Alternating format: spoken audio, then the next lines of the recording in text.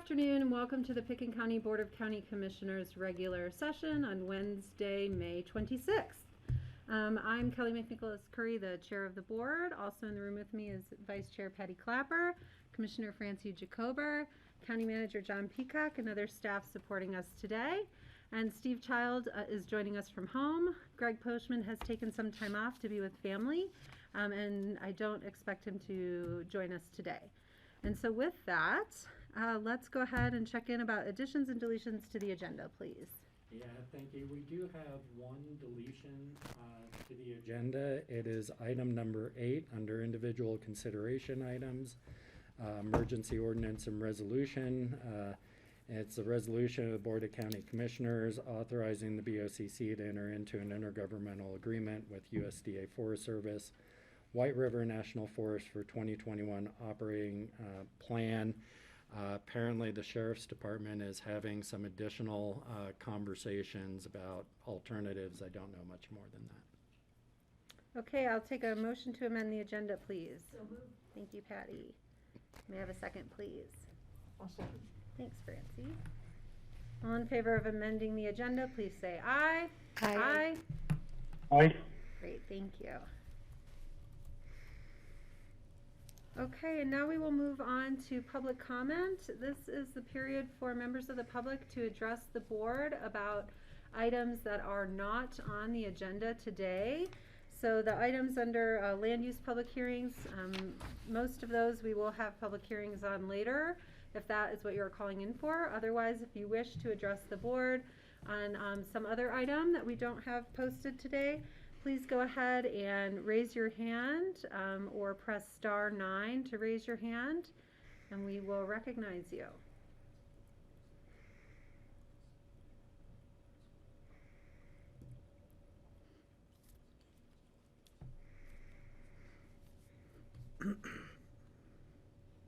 Samantha has an interesting doppelganger. Okay, I just want to check in again. We do see some attendees, a phone number ending in 4915, or Alan Leak or Donette Smith. Are you here to give public comment to the board? Either press *9 to raise your hand or *6 to unmute yourself. Okay, Alan, go ahead. Unmute yourself. Introduce yourself, and you have 3 minutes. Sorry, I just joined. I'm here to respond to any comments on Emma Field, so not for the public comment session. Thank you. Okay, thank you so much. Okay, there is a delay between the broadcast at home, so we'll just give it another few seconds for anyone who wishes to make public comment to the BOCC.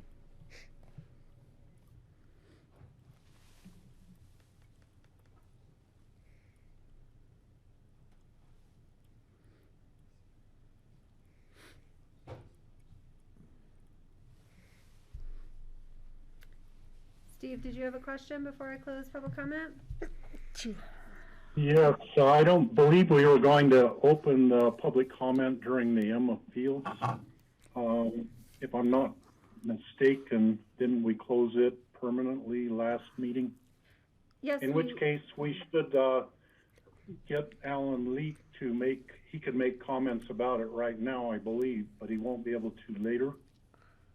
I believe Alan said he was Alan. here for clarifying questions. Yeah, I will just be here in case the board has any questions during your deliberation. I do not have any presentation. In other words, he's not a member of the public, he's Right. with the applicant. Okay, so with that, I'm going to go ahead and close the public comment period and go to commissioner comments. Patty? Yeah, I think I'm going to be the first to open up this comment. I'm sure the rest of the board will have something to say about the passing of George Stranahan and how greatly he will be missed in this community by so many. He was an inspiration to all. He assisted people in moving forward with great projects and ideas and themes in their lives. He was always on the leading edge of so many things, and I just want to send my thoughts and prayers out to Patty and to the children and to all the members of the community that worked so closely with George over so many years. Can I respond to that? Of course, yes, go Yeah, ahead. thanks, Patty. I was headed that I way know. myself. Yeah, I would like to recognize George also. And I worked for George for a long time, and he was a pretty amazing educator with really forward-thinking, progressive ideas that helped shape education at the community schools and also in the other schools by example. He really pushed us to set examples in education and to try new things. He was a highly innovative person in all the fields that he was worked in, and he was also an incredibly kind, generous, and sweet man. So he touched a lot of lives, and we will all miss him. And Patty has been unbelievable since his accident a couple of years ago. She has really stood by him day and night, 24 hours a day. She's been incredible, and she's an amazing person in her own right. So love to Patty, and an incredible loss for our community, but boy, did he give us a lot. Thank you both for your tributes. Steve, did you have any comments today? Yes, go ahead. Well, to tag on to the thoughts about George Stranahan, another really important thing he did was the conservation easement on the Flying Dog Ranch on Prince Creek Road, which I believe was the first large piece of land in Pitkin County that had a conservation easement placed on it. So he was started a whole big trend with that donation of the conservation easement. Yeah, it was the first one, and it did not have any monetary remuneration for it. There was a tax credit, but it was before people made millions on conservations. Okay, any other commissioner comments today? I would just like to remind the public that APSHA board meetings are available for the public to stream and to Zoom in and participate. We are in the midst of some significant and important rulemaking processes, and we have more on the horizon. And so these will be going to public hearing, but your input and evaluation of those would be super helpful. And I encourage you to join us on the first and third Wednesdays of the month at 4 p.m. And those agendas can be found on the APSHA website. Okay, with that, not seeing any additional commissioner comments, we can move to the consent agenda. We have 3 items on the consent agenda today: the minutes of April 28th and May 12th regular meetings, a resolution of the BOCC authorizing the expenditure of funds generated through the Renewable Energy Mitigation Program, and an application for a modification to premises submitted by WCI Restaurant, known as the Woody Creek Tavern. So let me check in with the board to see if there's interest in pulling any of those items off the consent agenda. Patty? Yeah, I would like to pull off item number 2 just for clarification. Okay. Steve, did you have a separate? Yep, go ahead. I'd like to pull number 3 to discuss, making that change to the premises permanent or not. Okay. So then with that, we will handle these one at a time. I will look for a discussion or motion on the minutes of April 28th and May 12th. So moved for approval. Thank you. Second. Thank you. Any further discussion? Seeing none, all in favor, please say aye. Aye. I think Aye. Cindy Support Hooven. to approve the minutes. Item number 2, a resolution of the BOCC authorizing the expenditure of funds generated through the rent program. And I think we're moving Cindy Hooven over as a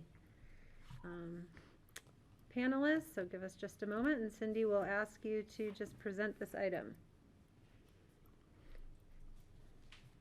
And I see Mona Newton with CORE. Hi, Mona. Well, I just have a question about it. Hi, everybody. Let's see. Where did Cindy go? They're trying to move her over. She ended up Why in don't the you ask attendees. Mona the question? Well, it's a pretty simple question. I just want to clarify. Is that okay, Kelly? Yes, go ahead. I just want to clarify, it's my understanding that this approval, this agenda item summary, it's required as part of the REMP program that it come back to the board for this final approval. We've already discussed these amounts, where they were gonna go, so it wasn't like this is just being passed without the board discussing the use of these funds specific to different programs.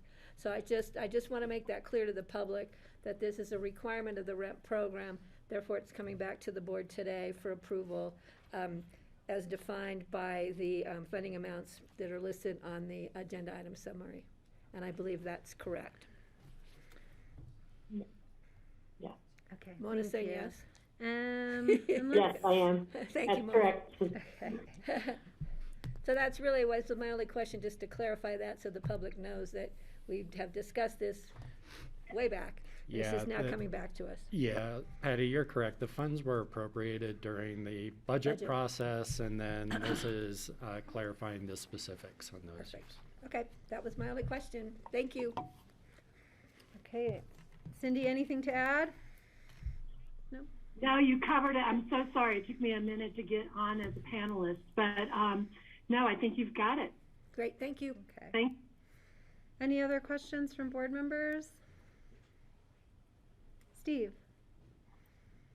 Well, a question for Mona about the efforts to come up with new fundraising things to raise money to replace the REMP funds, since they are diminishing from what they used to be. Thanks, Steve, for asking that. We're in the process of developing some materials to go out to individual donors and also to business sponsors. And we're also keeping our eye out on the potential for state funding and federal funding that will hopefully come available through the Biden administration and also through the Polis administration to support clean energy, because the work that we are doing, that CORE is doing, no other organization is really doing in the Valley. And it's really important that we find additional funding beyond REMP dollars to make this happen. And I'd like to add in, if I might, that on July 6th, we have a meeting with Mona to discuss the upcoming 2022 programming and budget.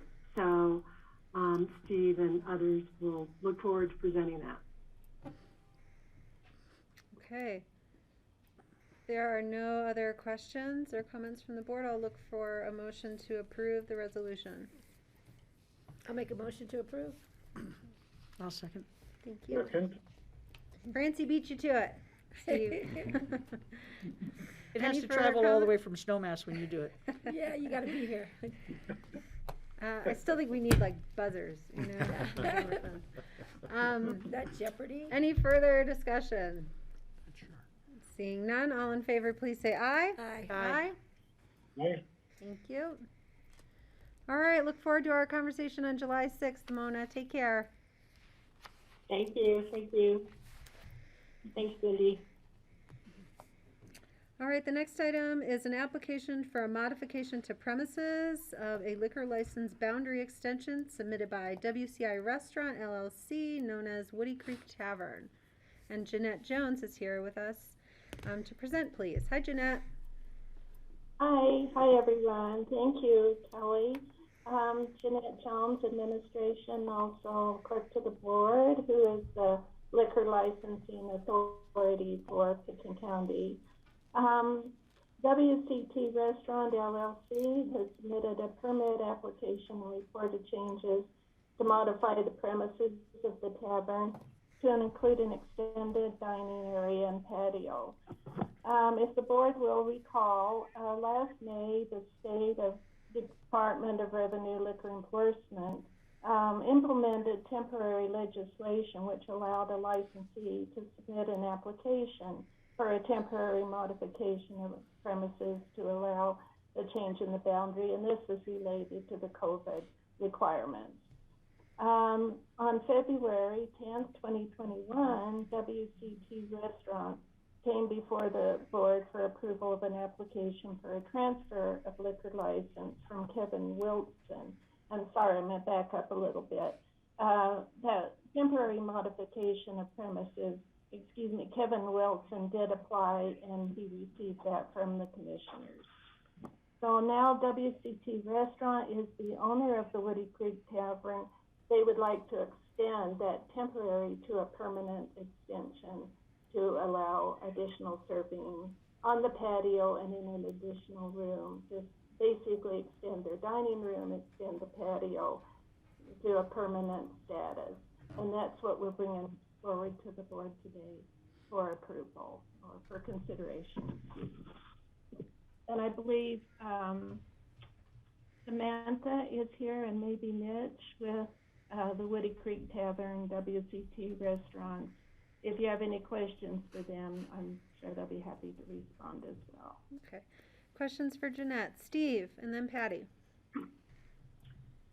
So my question has to do with the maps. I was confused, I guess, more about the waiting area on next door, the line that's drawn around for the, the premises area kind of goes partly through along the edge, but sort of through the middle of the waiting area next door. And I was just curious if that is part of the premises where the alcohol could be served or not. I think that was more for just people waiting for a seat where they could then go into the part where they could be served. So I just want clarification on that.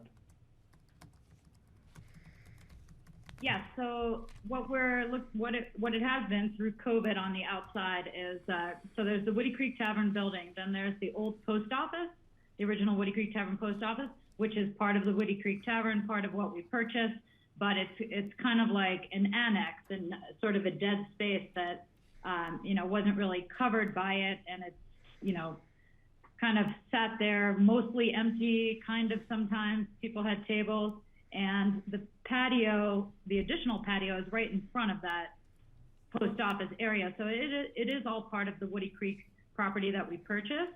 And people do wait there, but they have always waited there, with cocktails or without, and we're trying to make it into, an area that is professionally operated, where we can contain guests from, spilling out into the streets, and be able to serve in that area to make it, particularly in the summertime, just a lot more functional.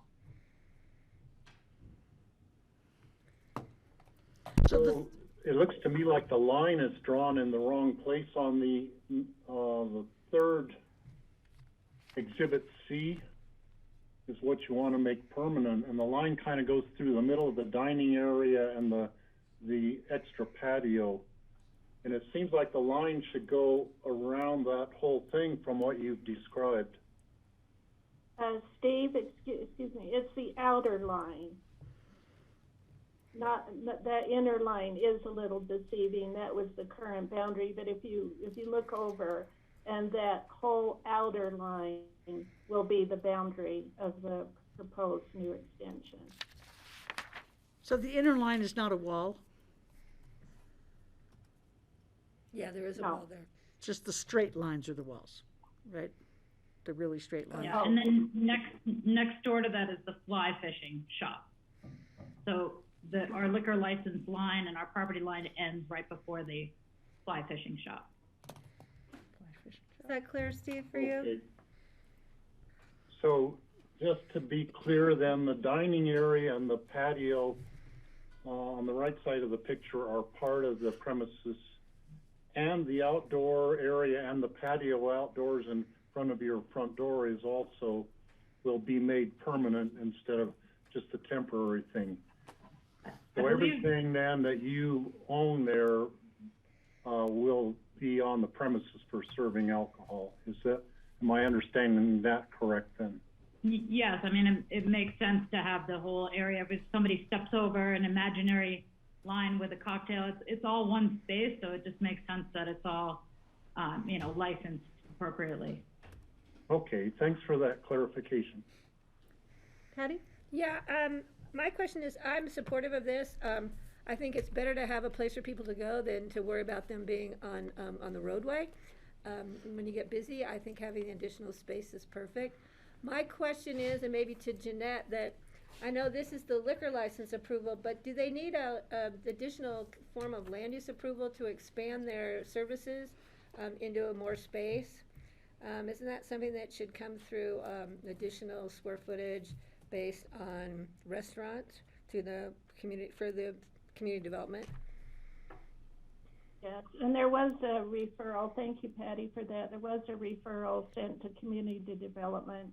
I have not heard anything back from them, but before we file this application with the state, that will be clarified with Perfect. them. I just want to make sure that when we're cleaning up the serving of cocktails and serving of liquor, I think we need, oh, Cindy Hubin's here. I think we need to clean up the whole land use thing. So is it okay if we ask Cindy? Yeah, Cindy, I want that same yeah. clarification. I wasn't sure if there also is any kind of neighborhood public outreach, if it does involve any additional, floor area. So Cindy, please, if you could answer that.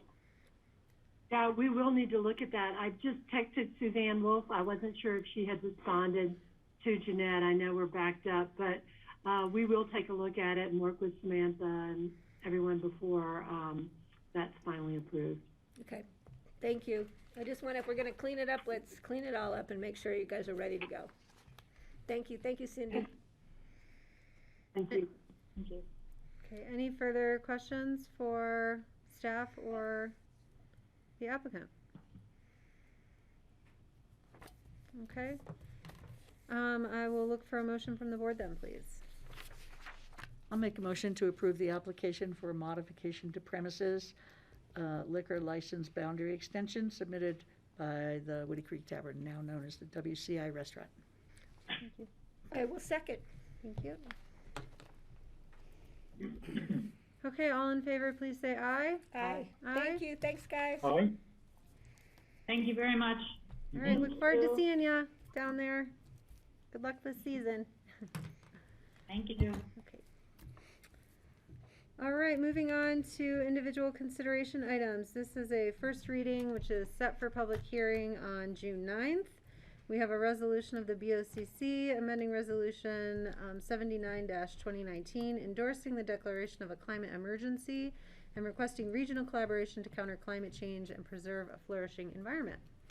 And we did discuss this at our work session yesterday, and I'll look to Cindy Hubin and Zach Hendricks to present to the board, please. Great. Thank you. I'm not sure if Zach can get on. He's here. Are you on? Okay. Yeah, so just coming back after a discussion yesterday about establishing long-term climate action goals and amending the climate declaration to kind of clarify that urgency. As John was saying, we're just making the destination and the timeline, and then at a later date, we'll determine the route we're going to take to get there. And I'm bringing back a red line, green line resolution for you so you can look and see the changes that we discussed.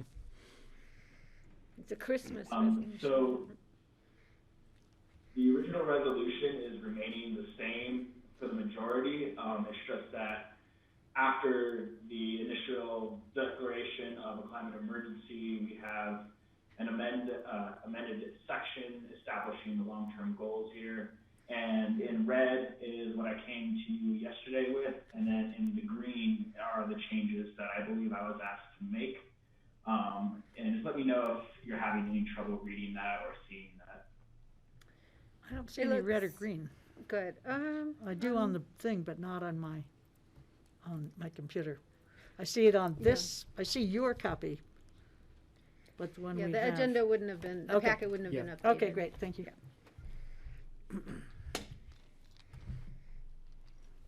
We got it, and I approve of the language changes. I think it captures the discussion that we had yesterday. And I just wanted to point out, goal 2, I know that Kelly, that you had some concern about not specifically listing out who we cooperate with. Mm-hmm. And so I played around with the wording a little bit, and I'm hoping that captures what your intent was. Yeah, looks good. Okay, let me see, I can't tell if Steve is raising his hand. Any further input on the language of the meat of this resolution? Steve? It all looks good to me. It's how I remember our discussion yesterday. So you captured it well, Zach. Okay, any further Francie? Yeah, I was just gonna thank Zach for making those changes, and nice to see that you're gifted with language as well as numbers, Zach. Appreciate that. And photography. Look at his background. And rugby. Yeah, look at his background, yeah. Patty? Yeah, I didn't know if Cindy or Mona wanted to present any more, but we kind of jumped right to the language of the reso without, if you wanted to make further. For me, after reading the article in the paper, I just want to clarify, we are not moving back into the Ice Age. By asking people to be responsible, we're not telling people they can't heat their homes. We're just trying to find better ways to protect our environment and our environment for today, tomorrow, and for the future. And I just want to be clear on that. Thank you. I wouldn't mind. Yeah, Mona, please. Yeah, thank you. Well, I'm really, thank you for taking this resolution forward and for bringing it into the 21st century, if you will, or yeah, that's where we're at, and setting a specific goal, because I think it's important that people understand what we need to do, that everybody understand what we need to do, what we all need to do between now and 2030 and by 2050, where we need to get to in order to really preserve the environment that we all appreciate here and we know has already changed. I mean, I'll just remind everybody that we have lost 30 days of winter since 1980. And it's important that we keep, that we try to maintain what we have and reduce the amount of climate change that's going on, that's rapidly happening. If you didn't see the map in the New York Times earlier this week, the West is heating up, and we're part of that West. So thank you for taking action on this. And we, CORE, looks forward to working with the staff and the county commissioners on how we can achieve these goals. Okay, thank you. Other comments? I would just say that this is Cindy. I would just say that this sets the umbrella under which we will work to further climate action goals throughout the county, and we appreciate the board giving this clear direction. Thank you. Sure. I see that Michael Miracle has raised his hand. He missed us for public comment, but I'll go ahead and recognize him for this item. And everyone will have a chance also to comment on this on second reading again. So Michael. Thank you. Can you hear me? Yep. Thanks. Sorry, I thought the agenda said that the public comment was for items not on the agenda, and that the items on the agenda would come up as they came up. So no thank worries. you for letting me jump in. I just want to offer my support here for this and applaud you for doing it. Also, I want to, having read the article and Zach's comment about the transportation piece, want to kind of just remind you of the great work that he and Cindy helped put together as part of the growth management system work that I believe was presented to you on October 6th, and it was pretty intense. Just that work and those impact charts and this sort of, this second home boom, that industry, the vehicle trips, the service trips, all of that stuff is going to be part of this and need to be addressed, and it's going to be hard and uncomfortable, but I just want to offer support and encouragement to revisit that excellent work they did, the impact chart within this context. Great, thank you. Further discussion, Francie. Thanks, Michael. And I just wanted to say I'm really excited to be a part of something like this. This is why I ran for this office, and it's just, I went home and told my sister about it, and I was just so excited. It's just really cool. And and your presentation was really helpful, Zach. It was really well done and helped clarify what it is we're talking about. And Cindy's explanation about how this is the umbrella helps also. So I can't wait to start making some changes. And I appreciate everything the county has done before this as well. Steve? So looking at the date 2050, I will be 102 years old then. I hope we reach the 90% goal way before then, and I suggest that we get an electric car and we have smash a bottle of champagne on it to celebrate reaching that 90% goal. And I hope it's before 2050 that we achieve that. Awesome, And I'd like to make a motion. Go ahead. To approve the resolution of the board amending resolution number 079-2019, endorsing the declaration of a climate emergency and requesting regional collaboration to counter climate change and preserve a flourishing environment. I'll second. And I'll just make note that this is a first reading, and we set for second reading, I believe, on the 9th of June.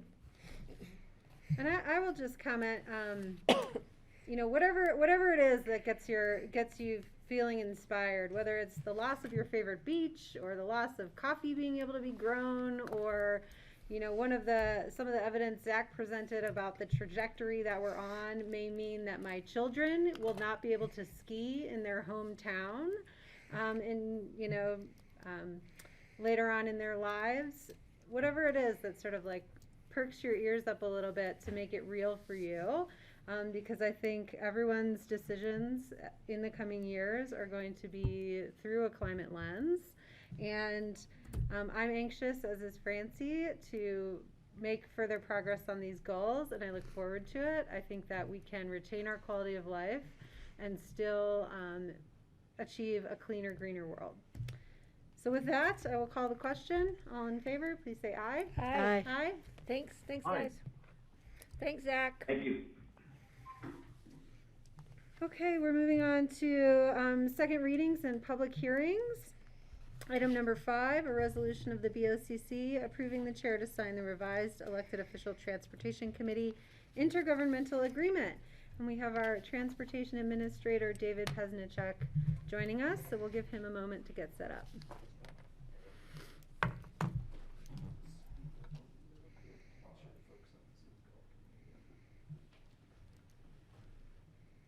Nice to meet you in person, David.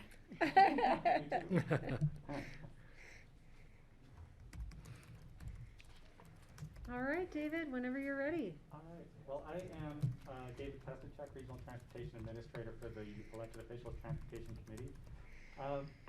Before you today is a second reading of the IGA between the City of Aspen, Town of Snowmass Village, and the Board of County Commissioners for the governing IGA for the Elected Officials Transportation Committee update. As a little bit of update, or a little bit of background for the listening public, and a reminder for you all, this IGA does govern the EOTC, and it has been in place since 1993 and had not been updated since. The staff proposed IGA was presented to the EOTC at the March 25th meeting. The proposed update had 3 goals. The first one was to update the language and terminology in the IGA, as well as Resolution 61 and 62. The second was to simplify the IGA and associated Resolution 61 and 62 into one IGA document. And the third was to clarify the decision-making processes for the EOTC. At the March 25th meeting, the committee did vote unanimously to adopt the staff proposed IGA update with 2 amendments. One was to clarify the options available to the EOTC should a quorum not be established at an EOTC meeting, so that's amending Section 2A. And the second amendment is to identify that administrative direction is to be agreed upon by all 3 parties and not just 2, so that amended Section 2F. So to date, the Town of Snowmass Village has signed this staff proposed and updated and amended IGA on May 3rd, and the City of Aspen signed this staff proposed updated and amended IGA on May 11th. And as you know, the Board of County Commissioners heard this on first reading on May 12th. And at this point, staff does recommend that the board sign the resolution of approval authorizing signature on the IGA on second reading. Okay, any questions for David? David, I just have a question about the quorum. At the discussion about the quorum at that meeting, did we come up with a final decision about how we were going to make a decision and what was going to be legitimate? Functionally, so for an EOTC meeting to proceed, each jurisdiction needs to have a majority of members present. Majority, okay. Yeah, exactly. And how many people would the majority be? So a majority is 3 from each jurisdiction. From each jurisdiction? Yeah. Yeah, okay. Yeah, I couldn't quite remember how that came down. So don't miss the meetings. We will still have the prep meetings ahead of time, so still hoping to be able to gauge attendance at that point in case we do need to reschedule. We'll be able to do it before we're actually all in a meeting together. And when is the next meeting? The next meeting is July 29th. Okay, thank you. And I guess I would say, we didn't discuss this, but maybe if it becomes a problem, maybe we talk about proxies, if we need to, but. That had come up at the last AOTC meeting on March 25th, and I believe that the city and town have charter issues with proxies, so that was the reason that it wasn't included in this draft. Okay. I was one of the people late to that meeting, and we didn't have a quorum. Yeah, I was Because too. I was sick. Me But too. here we are. Yeah, and for the board, generally, you're prohibited from delegating your legislative authority. You can delegate the other two, but not that one. Got it. Yeah. Thank you for the clarification. Okay, this is a public hearing, so I will go ahead and open it up to public comment. If anyone who has joined us wishes to make a public comment on the revised elected official transportation committee intergovernmental agreement, please press *9 to raise your hand.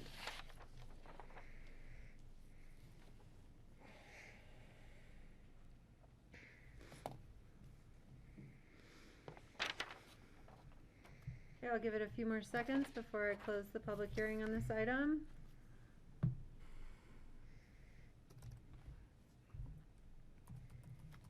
All right, the public hearing is closed. I'll bring it back to the board for further discussion or a motion. Steve? So just to ensure that we have an easier time getting a quorum at each of the EOTC meetings, if we can continue to have a Zoom option so people can attend virtually, then more people should be able to attend. For instance, the July meeting, I will be in Alaska at that time, but I will be attending the meeting virtually, just like I'm, 20 miles away right now, but it should work just as well, hopefully.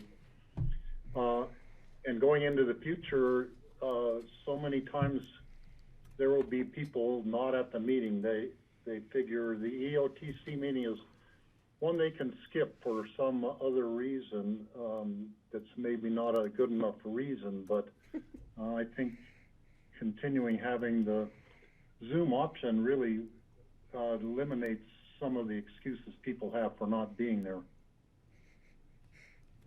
And at this time, we do plan to continue the virtual option for the EOTC meetings.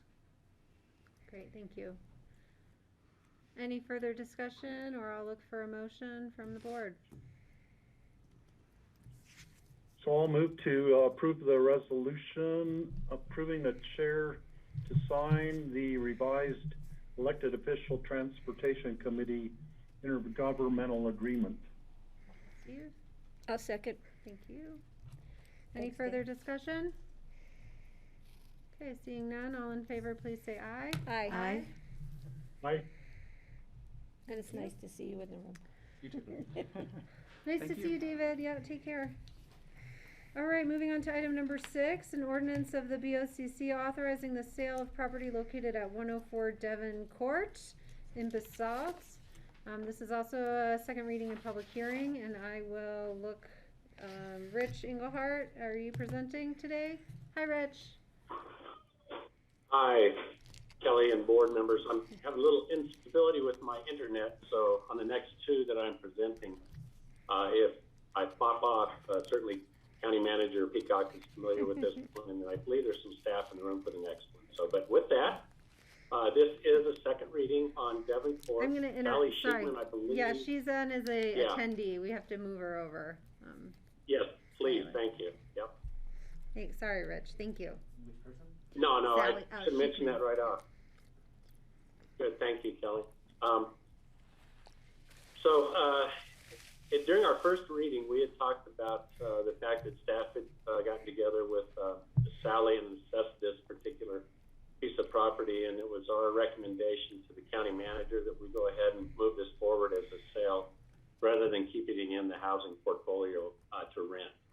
It was based on the condition of the place, actually the market itself, and the need also to repay some of the funding back to the general fund from a previous purchase that the board allowed us to move. So with that, we had originally bought this house back in 2012 for a purchase price of $330,000. We put it on the market.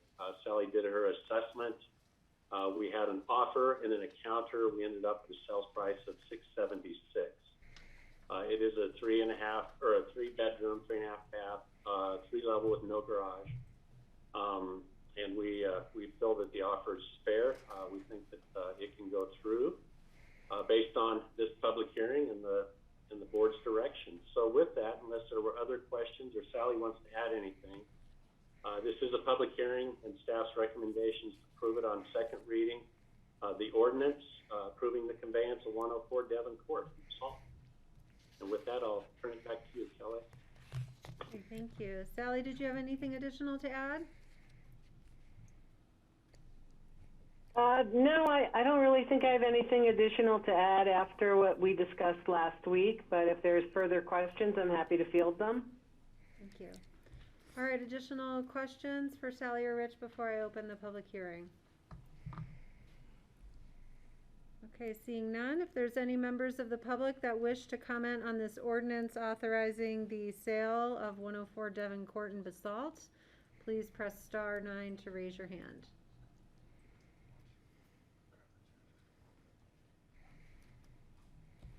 Okay, I'll give it a little bit.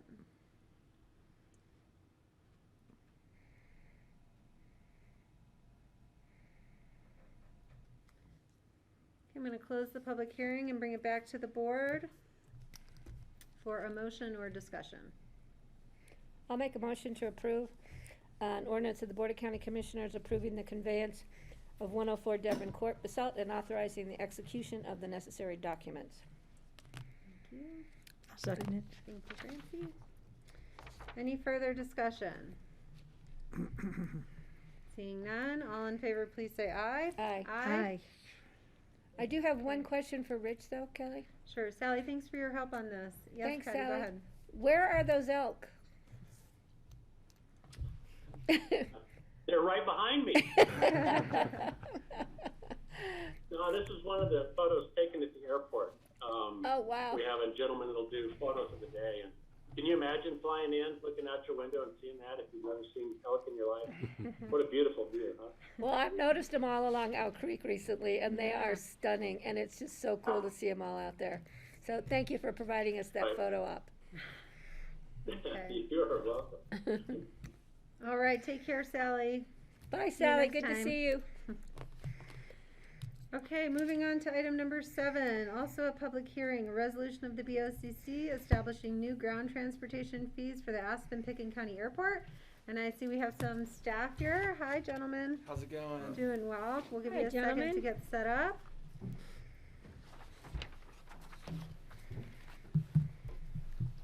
Good to see you guys. You too. Good to see you guys. Okay, so let me go ahead and turn it over to Rich, and then you can hand it off to your team. Great, thank you, Kelly, and board members. Again, there, I believe Kevin and Matt are in the audience there. They were the two that provided the detailed information. We did a work session and then had a first reading going over the ground transportation. These are increases to fees associated with the overall ground transportation. I believe we had some clarification that came out that really focused on taxi, but it's not just specific taxis. So with that, we also had a couple of corrections or discussions about the use of the electric vehicles. And one of the changes that we did make, and rather than putting into the fee schedule itself, is that we put it into the resolution, the verbiage about electric vehicles. So that's one of the things I wanted to point out to the board. If you want to take a look at that and make sure that we captured that properly in the resolution itself. And then there is an attached fee schedule that talks about implementing the different fees. So with that, I'm just going to let Matt and Kevin, if you guys want to speak to this a little bit, any clarification. I don't believe that they received any feedback at all from anybody or any public. They can certainly clarify that. But with that, I'll let them go ahead and chime in here. Thanks, Rich. Rich had asked us if we'd received any feedback from our ground transportation operators at the airport. We have over, 80 different contracts we have with the ground transportation operators. We reached out when we were doing our research to 3 of the biggest operators who, no one's going to agree to a rate increase, but they understand that's the cost of doing business. And again, one of the points we were trying to address is that these ground transportation operators have raised their rates over the last 10 years, yet the airport has not. So we're trying to right size and cover some of the increasing costs that the ground transportation loop at the airport, in that these operators utilize or are part of what, and we just want to capture some of those costs and we're not really trying to profiteer off this. We're not trying to poke anyone in the eye. It's just the cost of business and trying to make things right and bringing ourselves up to comparables to other regional airports in the state, and then other comparable airports as far as destination in the country that are similar to our scope as Aspen as a vacation destination or resort airport town. We also looked at doing this rate increase, which is in compliance with Title 10, where it speaks about all commercial ground transportation operators should have fees for entry and use of the airport facilities. So one of the things we're trying to point out is that if the airport wasn't here, these operators would not be making money from those fares. We believe that some of these operators actually do charge for drop-offs at the airport, but we're not even capturing that. So part of this whole resolution was to implement drop-off fees, which we currently are not, and this is consistent with other airports. We've already have the infrastructure or capital of the equipment installed to be able to do this immediately, and then raising our rates to kind of match more similar regional airports. Right now, Grand Junction charges more than what we're asking in this rate increase. So, the cost for them to do, and I'd mentioned the metric that the airlines use to determine the cost of flying to an airport is the cost per in-plane passenger.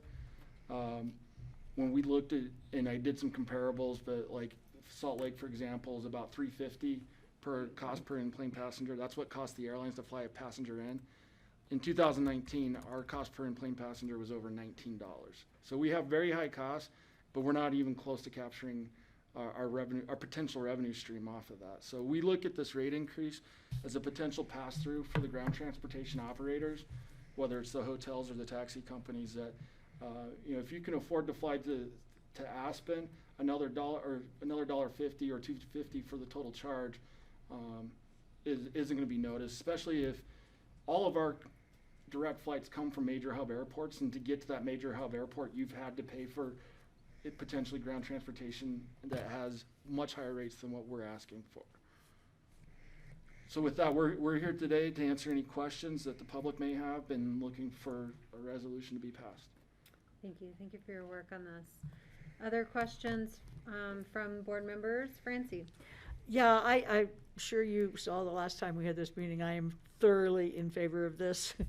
I would be in favor of even a more dramatic increase, and so I will be approving this wholeheartedly. I think it's a great idea and past due, so thank you for bringing it forward. Thank you.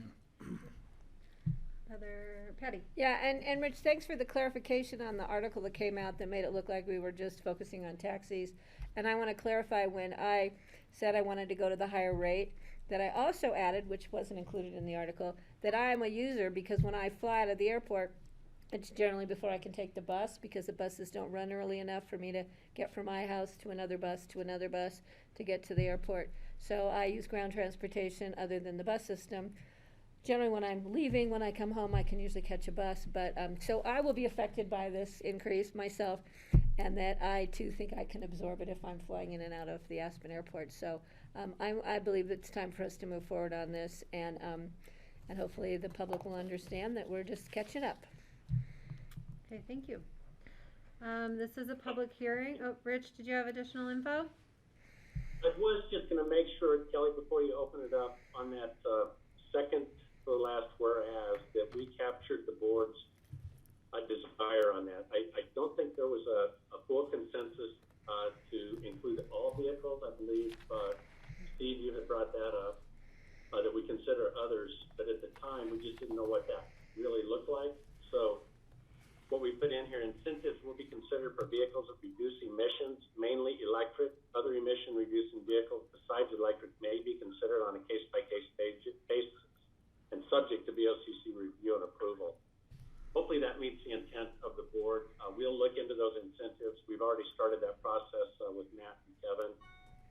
But just wanted to make sure, Kelly, before you open it up, that captured your desires. Thank you. We can come back to the questions on that language if you all need a minute to digest that. Make sure it clarifies what we need. If there are no other questions, I'm going to open up the public hearing on this item. Members of the public, if you wish to make comment on the resolution establishing new ground transportation fees at the airport, please press *9 to raise your hand.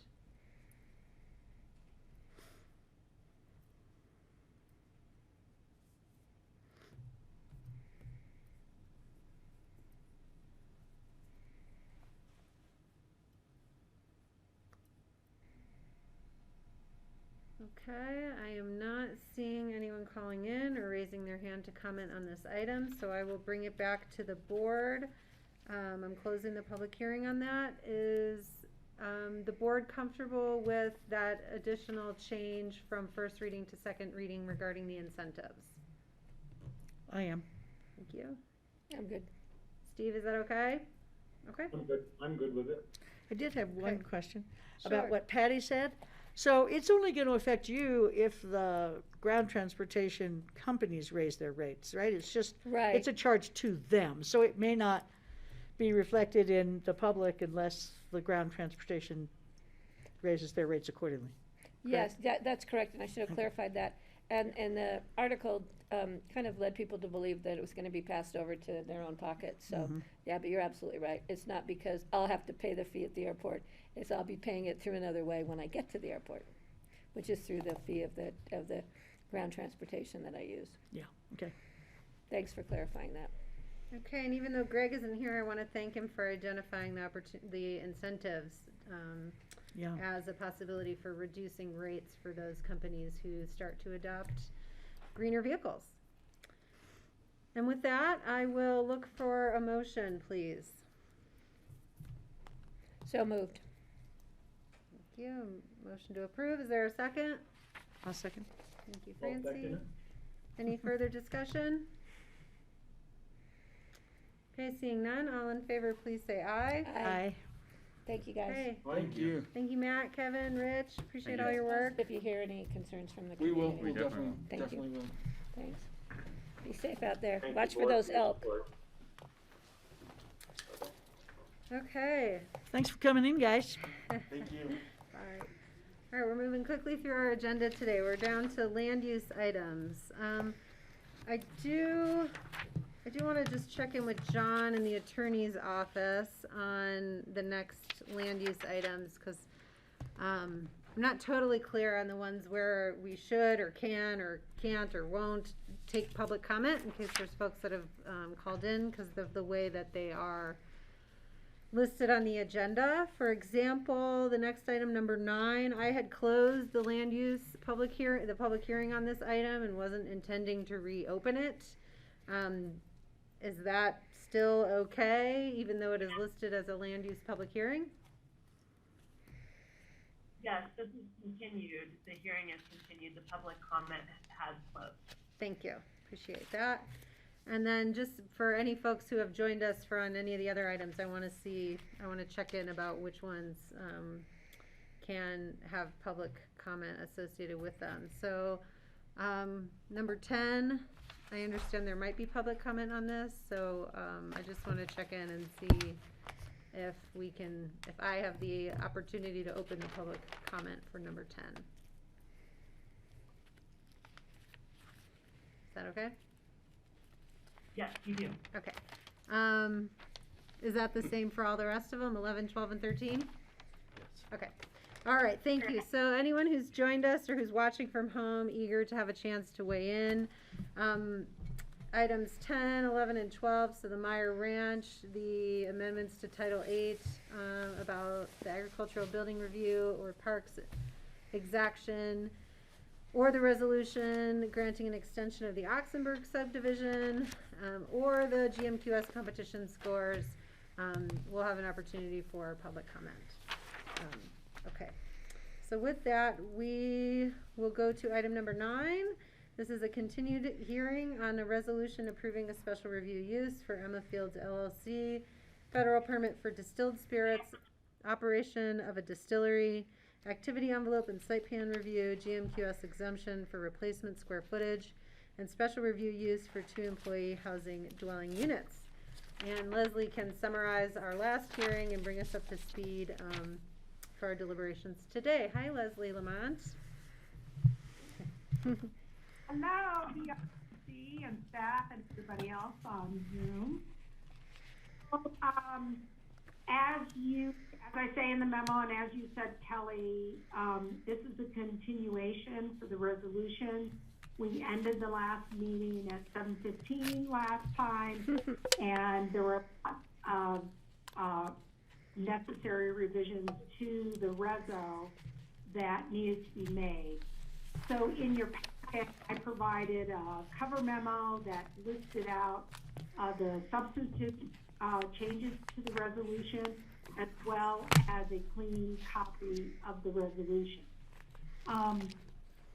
The big item is, as you all may recall, the applicant volunteered to build 2 units on the property, and we needed to kind of get to how these units would be made available to employees and as rental units, and therefore the language that I originally had in the resolution needed to be revised to reflect the characteristics of those units.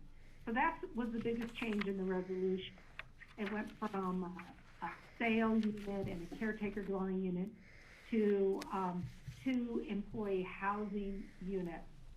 At the meeting, Commissioner Clapper asked if the applicant would consider adding a 3rd employee unit on the property, and the applicant dug in, and they have figured out how a 3rd unit would fit on the site.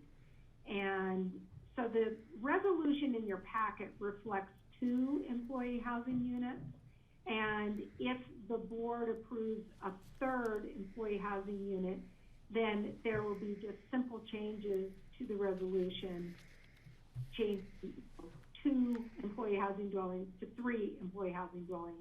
And we could easily make those revisions to the reso prior to signature. That's where the board wants to go. The applicant's representative, Chris Bendon, has a new site plan that when you're ready, he can put up on the screen and walk you through a new site plan that shows a 3rd employee housing unit. Other than that, I don't have a presentation for you. Happy to take any questions from the board. Thank you, Leslie. Questions for Leslie? Steve, then Francie, then Patty. So Leslie, when I was contemplating the third unit and looking at the different square footages and what is allowed, and the whole question of the 15,000 square feet being what is a figure that other applications have not been allowed to go over that. I would like you to walk through that whole, the math of that, of what is allowed. I realize there's a certain amount of buildings that are sitting there. Some of them I think were maybe haven't really been used since the lumberyard was there decades ago. Thinking of the big pole barn that I think that was built for storing lumber in, actually, by High Country Lumber, whatever its name was. But anyhow, could you walk us through the square footage part of the calculations? Yeah, happy to. So, if the applicant in the proposal that you were considering at your last meeting, the applicant's square footage was about 14,950 square feet that were proposed on the site. That included 2 dwelling units. With a third dwelling unit, the applicant will be at 16,000 square feet. The existing square footage on the property today that is counted, that we would count in allowable square footage on a piece of property, is roughly 16,000 square feet. And that is what, via our code, the applicant is requesting GMQS exemption to rebuild that 16,000 square feet. But 2 weeks ago, the proposal was just shy of 15,000 square feet. So the 15,000 square foot cap, if you will, that is a familiar number in the county, is a maximum square footage for residential floor area, residential square footage in the county. If one has a piece of property, like this zone district or another zone district where they are able to build commercial square footage, then someone would compete through growth management, and there's no limit to the square footage on that property other than, like I said in my memo to you, there's different business zone districts that some of them have a floor area ratio, but really it's the growth management competition and the number of employees that are generated that limits how much commercial square footage could be built on a property. So the applicant, when they were proposing the third unit, that put them above 15,000 square feet, the applicant perspective, well, for our residential square footage, we are well under 15,000 square feet. We are at, I think it would be 3,250 square feet residential square footage total. We just, in my memo, we crafted the language in the memo to give the board a sense of what this looks like in comparison to a 15,000 square foot limit on residential square footage, what the surrounding zone district would allow. If one were to build a piece of property, a residential structure on AR10, one could build 15,000 square feet, and they could also add ag structures that are exempt from the square footage calculation and go above 15,000 square feet. The 15,000 square feet is a residential square footage cap. Does that kind of answer your question, Steve? Yeah, I'm seeing that, and Does the 15,000, is that tied in with the maximum house size of 15,000 also? That's where that number comes from. Yes. So that begs another question that we can discuss at a future meeting, I think. If we lower the maximum house size, that 15,000 would go to something lower than that. But no, I understand that difference between the residential and the commercial or ag buildings, that something a little over 16,000 is probably totally within, the rights of the landowner to do combination of residential and commercial, and that fits within the parameters of how you laid it out there. I do want to add one thing. Most properties in Pitkin County, residential properties in Pitkin County, if they don't have existing square footage that they are replacing, so older properties that maybe have much larger homes on them that people tear down and replace, again, exempt square footage, their cap is typically 5,750, and then they get to 15,000 by either purchasing TDRs or growth management competition. Francie and then Patty. Hi, Leslie. I have a couple of questions. Would the owner then get mitigation for employee housing with 2 and not necessarily 3 houses? Would he be fully released from the mitigation for employee housing with just 2? I don't know if my language is correct, but. Yeah, that's a really good question. And Laura, let me take a crack at that. And then, so the applicant is required to pay a housing impact fee. That's the word, yeah. And the applicant, right now, the applicant is estimating that they will have 6 full-time employees on the property. And using the calculation in the code for the housing impact fee, the applicant would owe $720,000. So the code allows so that's the applicant's employee mitigation, is the $720,000 fee. But the code allows the applicant to build housing on the property, in this situation on the property, in lieu of paying that fee if approved by BOCC. And so the applicant can voluntarily build more on the site and pay more in construction costs for nicer units, more amenities for the residents, even if they're over the $720,000 on a voluntary basis. And so it's our assumption that at least with the 2 units, the applicant will exceed the $720,000 cost to build. And the applicant, based upon a request, a suggestion by the board, the applicant is looking at a 3rd unit. Okay, so it's $1 per dollar.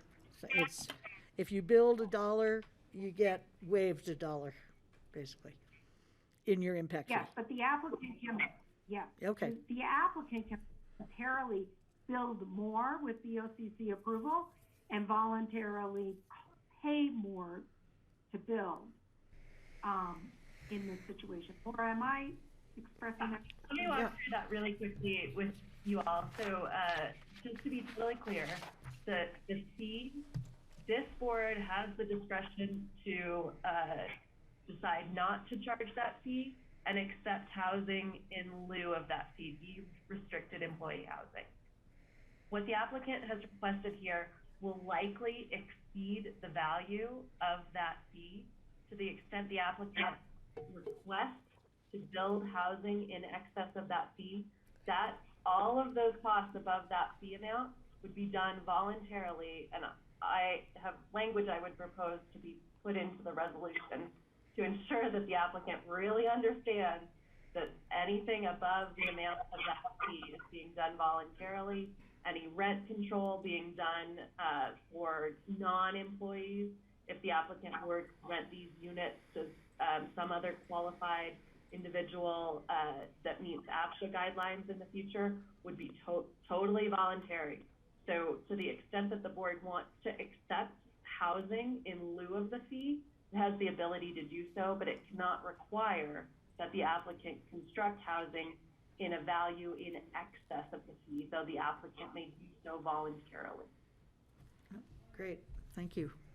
And I have another question, if that's Sure, okay, go Kelly? ahead, Francie. I think the language says that the occupants of the employee housing have to be employed by the distillery. Is that correct?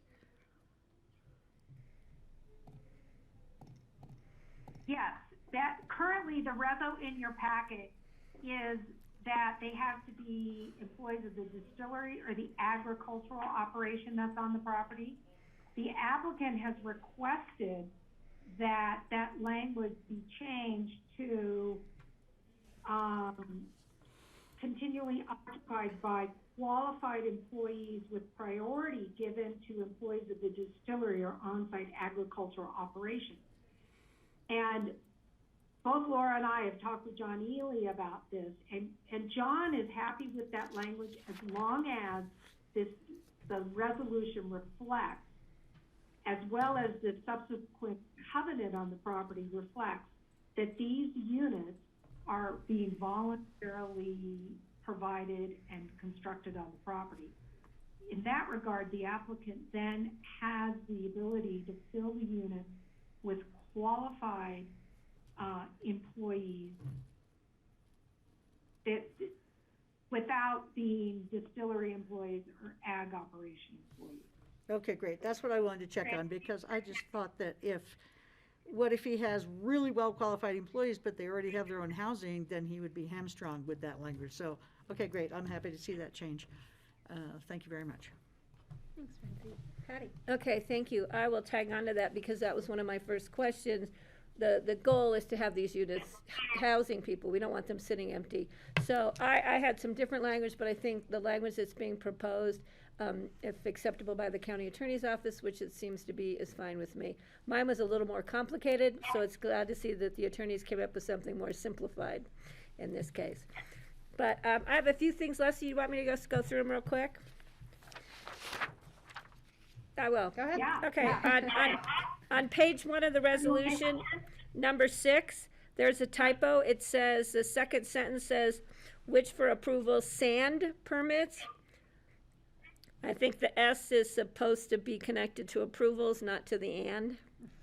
I didn't know what a sand permit was. All right, that's an easy one. Question number 3, question on page 3, which is under 21C. What is CO for free market development?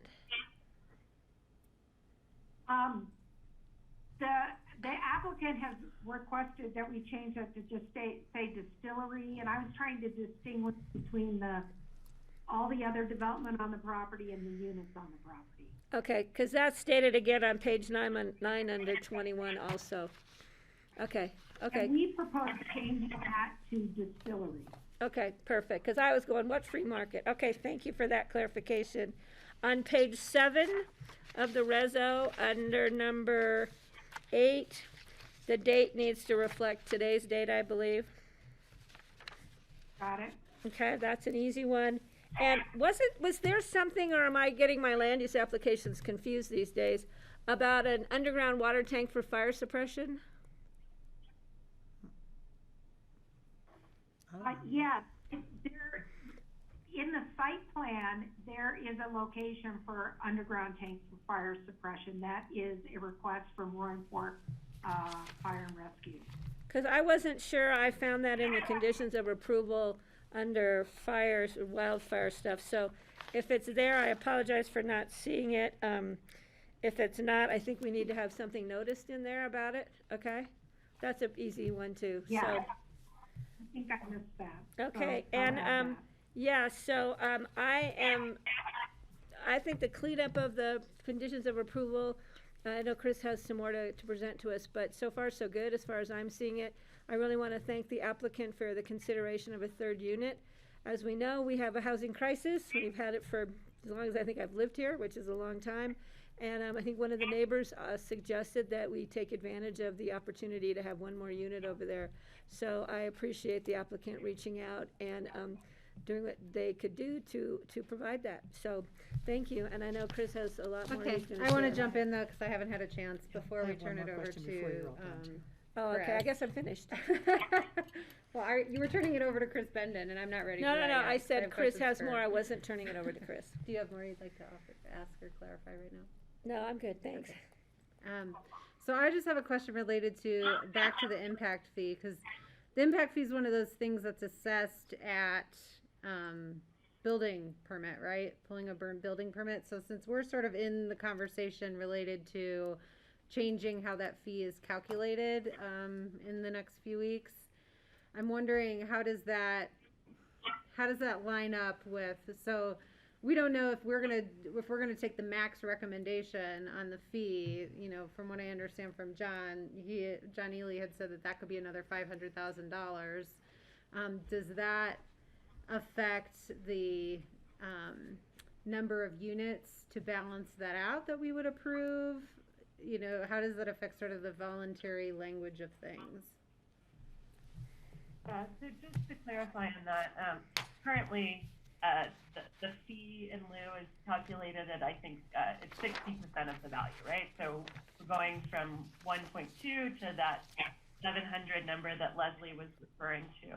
If in the future the board were to change how that's calculated, and that's calculated at 1.2, the board would still have the choice. Does it want to accept a certain amount of units, or does it want to accept the fee? What the board is choosing today is if it's going to accept units in lieu of the fee, it cannot require the amount of the units to exceed the value of that fee, but it can say, yes, I will accept 3 units in lieu of the fee, assuming that it does not go beyond that cost unless it's at the applicant's request or option. Does that make sense, Kelly?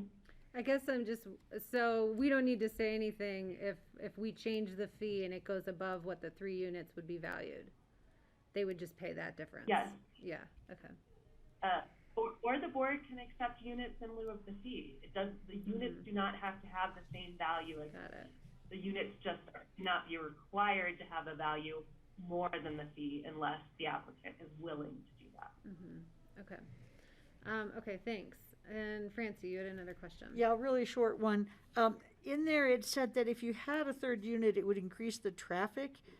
But actually, if the third unit were rented by an employee there, it could decrease the traffic. So I don't know if that line needs to be in there, because they're not going to have to drive to work if they actually live there. Francie, you're referring to the condition that a new traffic analysis may be required? No, I don't think so.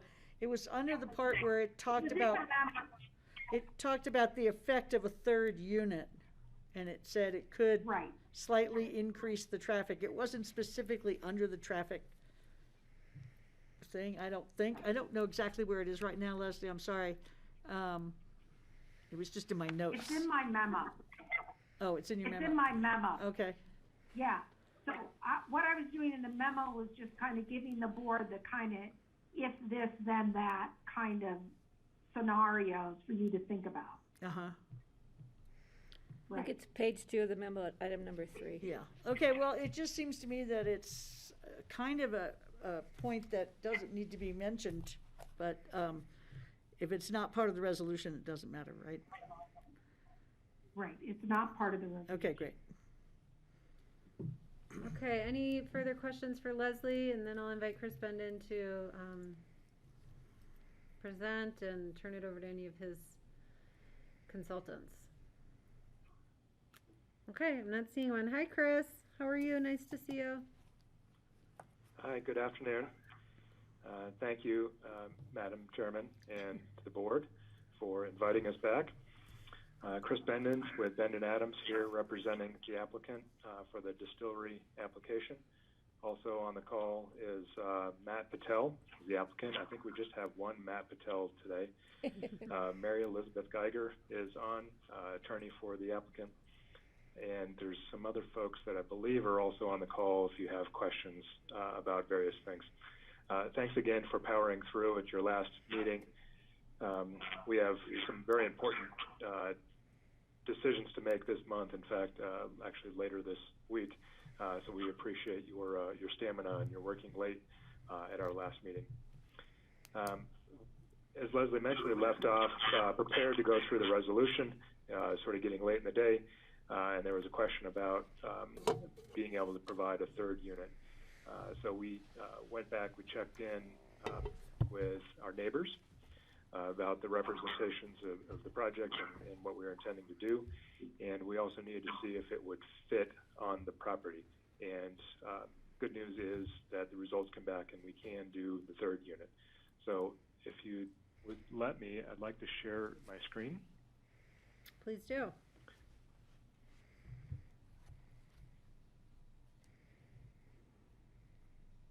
Okay, you should see a picture of our proposal here. So we are able to add a third unit. So on the left-hand side of the screen is the site plan that you saw at our last meeting with the distillery, warehouse, admin building here in the main complex, and an agricultural shed. None of that has changed, and these are the two units off to the sort of east side of the property. The changes that we've made, none to the distillery operation, and then here are the three units that fit within the property. And then sort of in kind of bird's eye view, here's a proposal that you saw before with the two units in the back, and then slightly different graphic format, but here's the three units in the back. And then, as Leslie mentioned, we would increase our residential square footage from the 2,200 that we had originally proposed to 3,250, obviously well below the 15,000 allowance. That would bring our overall total for the project to 16,000 even. And I think we are currently, the existing structures are about 16.5 or 16.6 or so on the property. So we're still lessening, but by a smaller amount.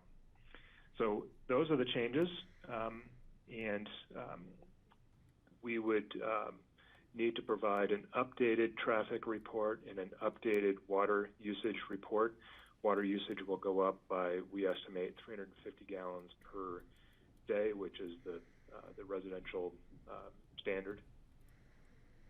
And the traffic report may go up or down, sort of depending on who's in those units, but we'll need to provide those updated reports to the staff so we have a good baseline and understanding going forward if we make this change to the three units.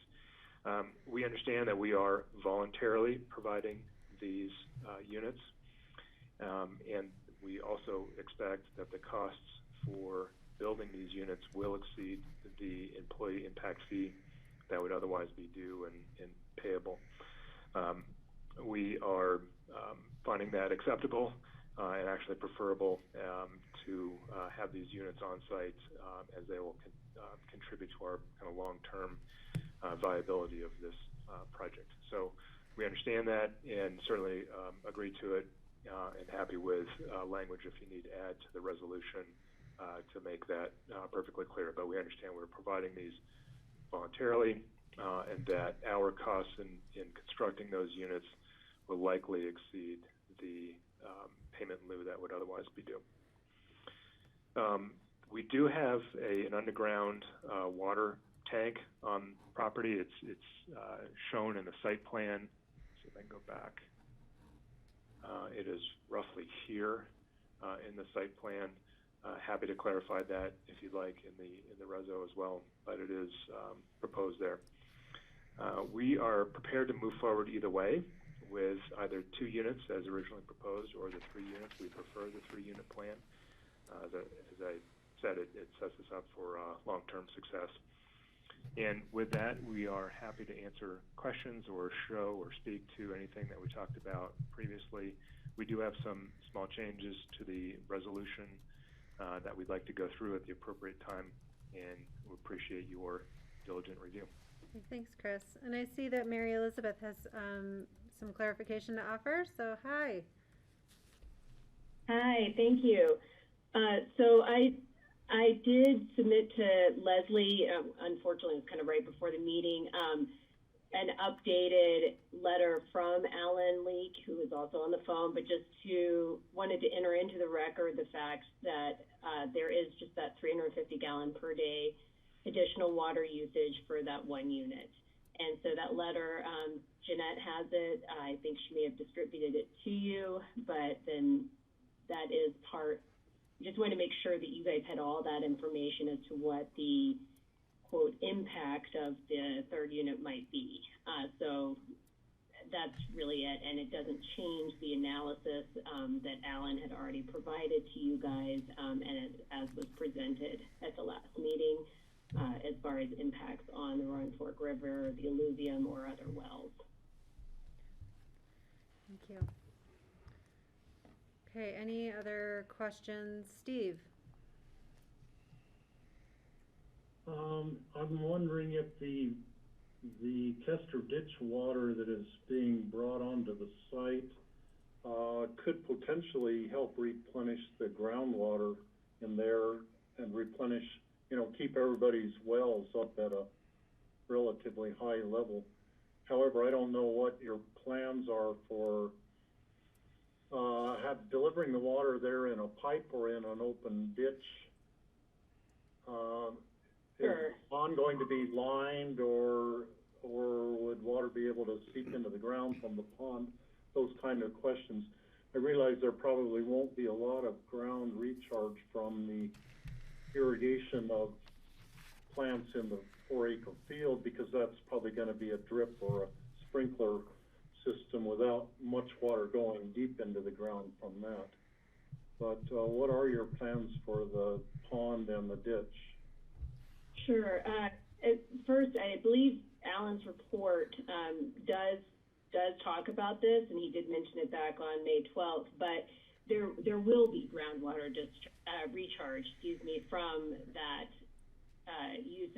renewed use of the ditch. As you're well aware, the ditch hasn't been used on the property for a while.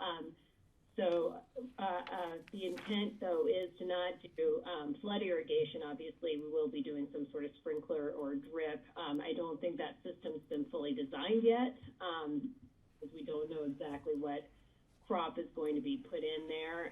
But as far as, piping the ditch, we didn't have any intention to pipe, well, let me back up. We can't pipe the ditch unless the other users all consent to that.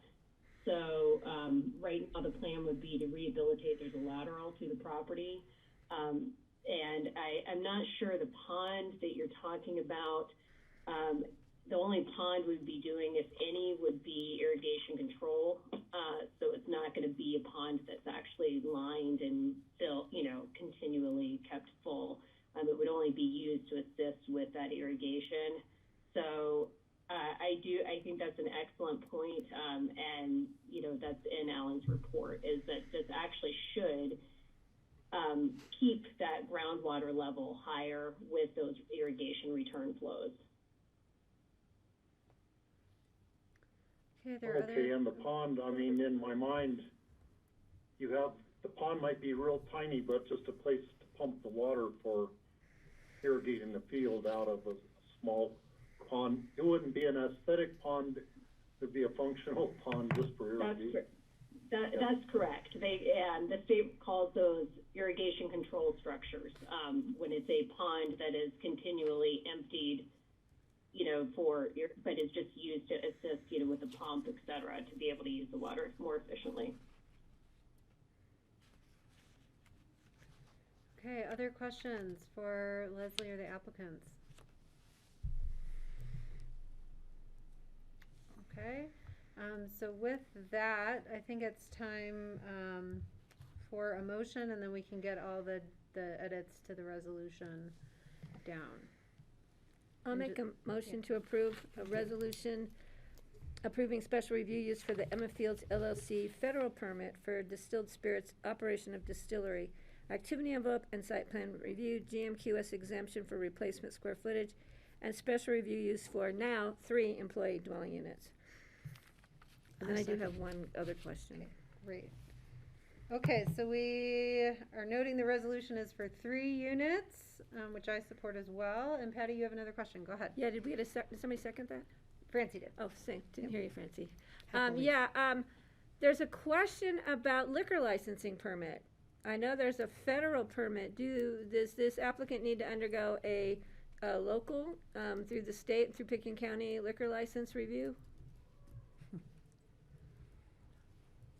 I don't believe so, because there's no on-site consumption. It is a production facility. Obviously, if there's an off-site, in Basalt or Aspen or Carbondale or some, facility where there's a bar and restaurant, then obviously that would need to be licensed. Yeah, that was my first thinking, Chris. I just wanted to make sure as we move it forward. So maybe that's something we can just clarify through the attorney's office I don't want to slow it down. I want to move it forward, and so I just don't want it to become a glitch in the future. That is correct, though, Chris, the way you stated that. Okay. And that was Matt, the applicant. Matt. And Laura, is the county in agreement with that through the county attorney's office? That's correct. There's Okay. a limitation on what can be done on site, and so that limitation prevents what would otherwise, I think, require a liquor license. Okay, so no sipping the spirits on site, right? Okay, we're good. Okay, and then That's correct. Yeah. There's no on-site consumption. Right. All right. If there's not further discussion, I think there's a couple of more resolution changes that we need to address. So Leslie, I will kind of turn this over, I guess, to you to make sure that we have everything clarified. Patty gave you some edits. It sounds like John Ely had an edit related to the priority to qualified employees, and then Chris also has some edits. Is that right? Right. So why don't I just throw everything, because I have Chris's edits also. Okay. I just want to say that staff agrees with the applicant's edits. Okay. And then I'll let Laura talk about the language that the attorney's office wants to make sure we get in the reso. Okay? Sure. Sounds good. Thank you. Okay, so it's the title of the resolution. We're now saying 3 deed-restricted employee housing units. Number 6 of the recitals, Patty's catch for sand. Number 12 of the recital, the last, second to last sentence, 2 changes to 3 deed-restricted units. Recital 13, 2 to 3. Recital 21, the board finds that 3 detached employee housing units. Then in 21A, 6 parking spaces.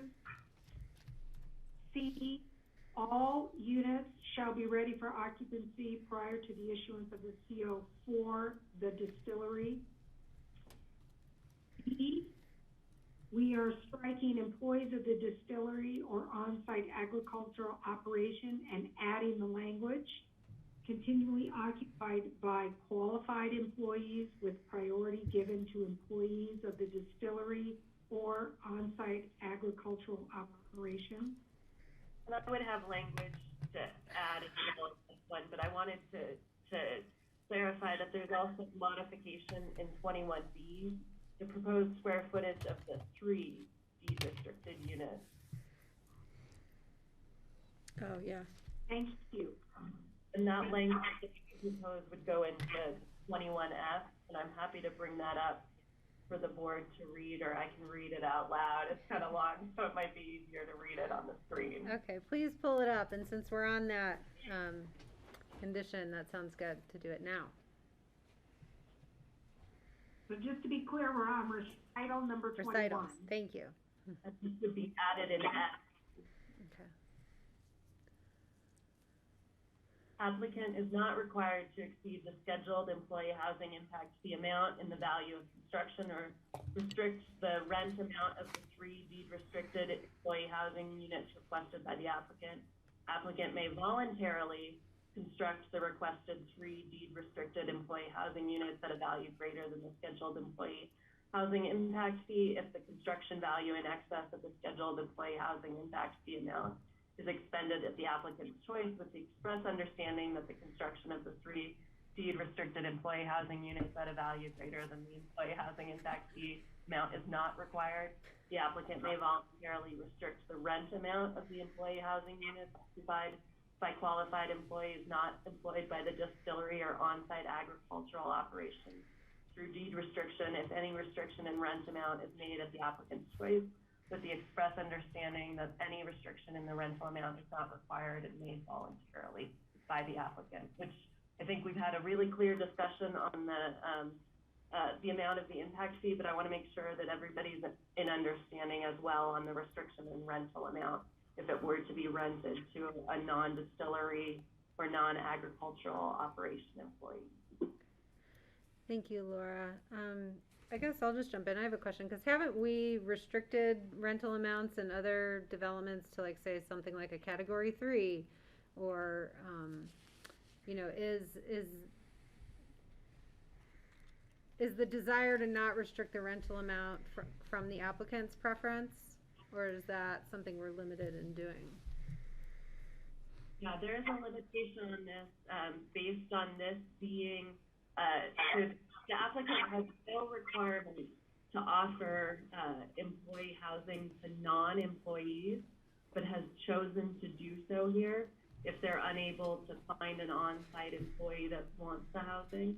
And so at that point in time, the applicant would then be able to rent this to a qualified AFSHA meeting employee who's not an employee of the Endeavor, which would prevent the applicant from having to remove these structures, but that is solely at the applicant's discretion. We cannot require them to do that rent control. Okay, so they have to provide housing. It doesn't have to be affordable housing. And we don't have any tools to. We're talking about housing that's not even related to their employees. It's employees outside of their organization. And I want to make clear that's what we are not restricting. The applicant is choosing to voluntarily restrict. Right. No, I get that. So someone would have to be qualified as working in Aspen or Pickens County, right?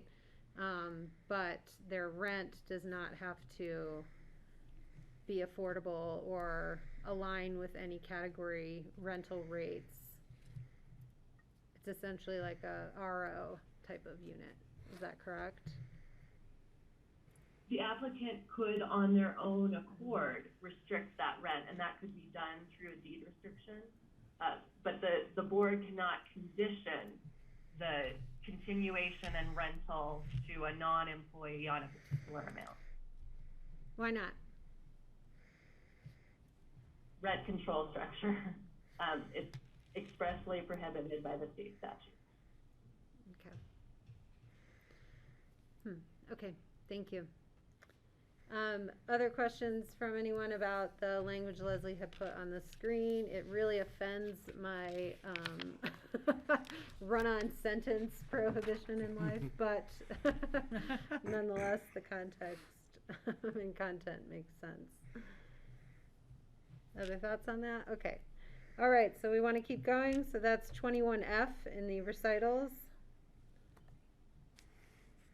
And 22 on the recital C, we're changing the square footage from 2,200 square feet to 3,250 square feet. And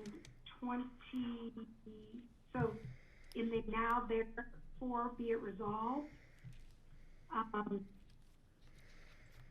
sentence, use for 3 deed-restricted employee housing units.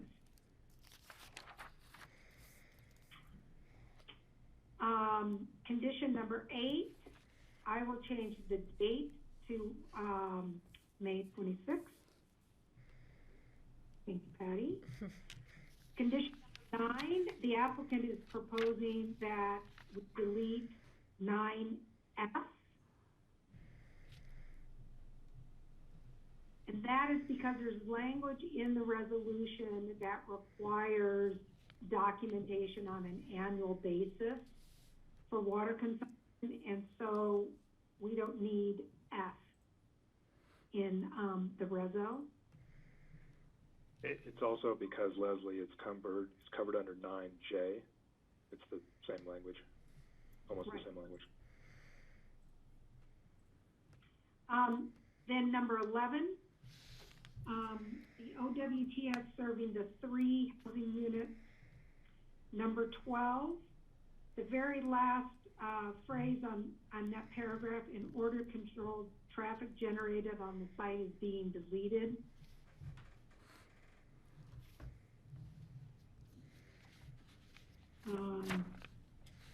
Number 18, condition number 18, the chart. So we're changing 3 employee housing units.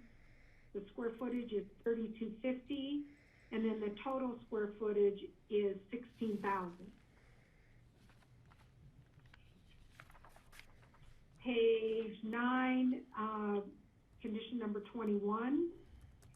And we're changing prior to the issuance of the CO for the distillery, deleting free market development. And that one, we're also gonna say all employee housing units too. Yeah, instead of both. Did you hear me, Leslie? Sorry, condition 21, all employee housing units. Got it. And condition 25C, number of motor allowed outside at any one time is going from 8 to 10. This can be increased to 14 during bottling season and full distillery operation. Number 27, I'll add the language about the underground fire suppression tank.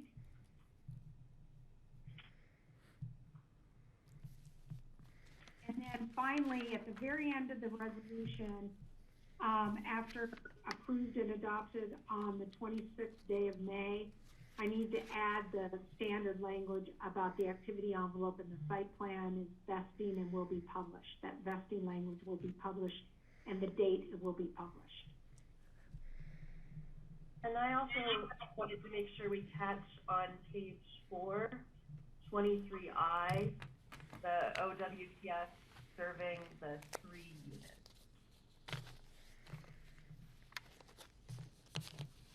Page, you mean, page 4? 23I needs to change from 2 to 3. Yes, thank you.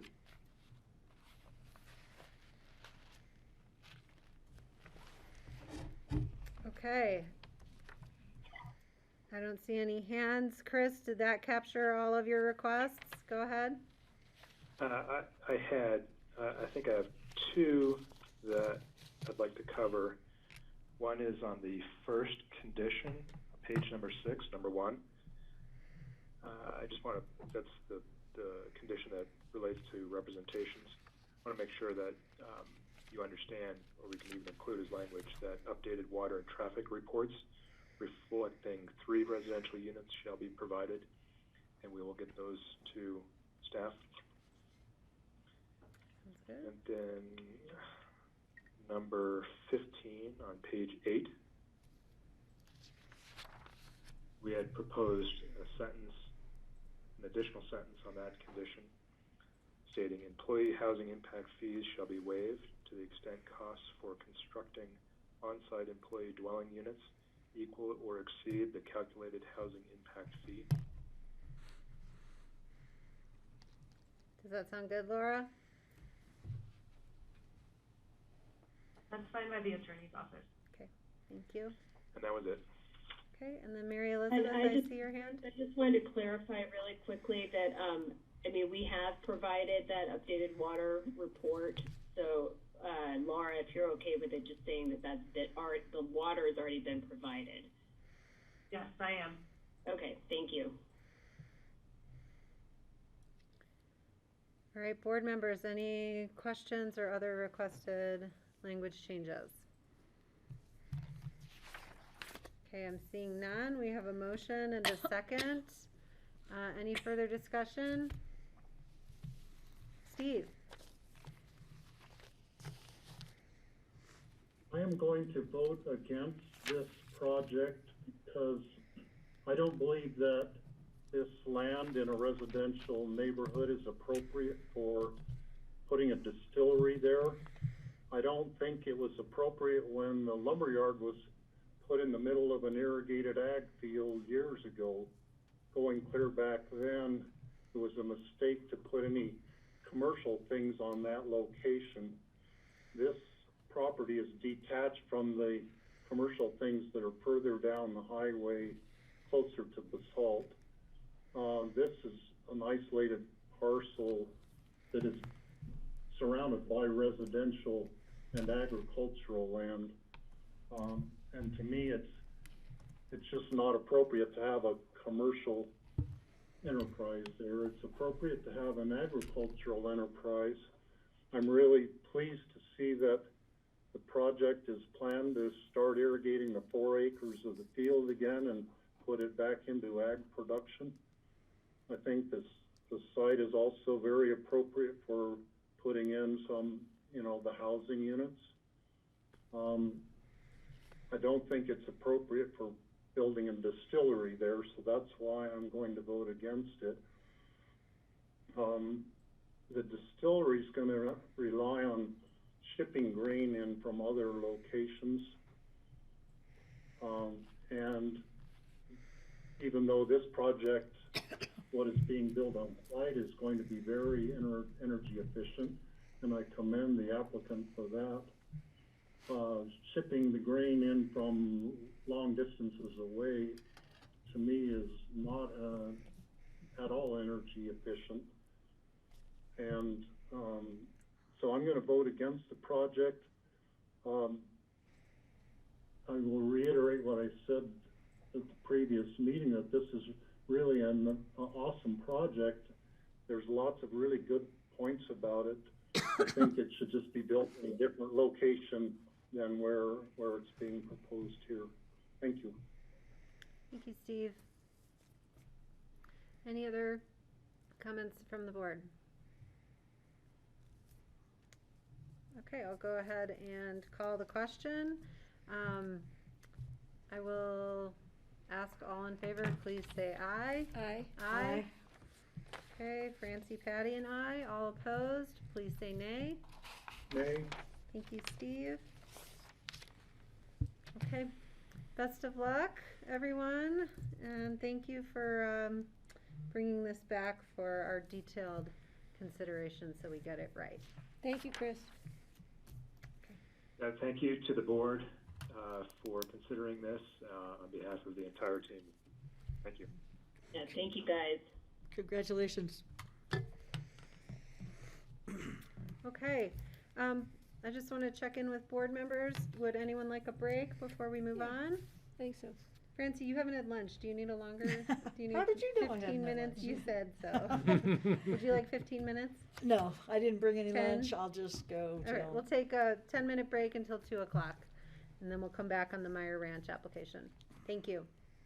I'm gonna Grassroots run until across the break street, until 2, Francie, please. If you want me to grab something. All right. Yeah.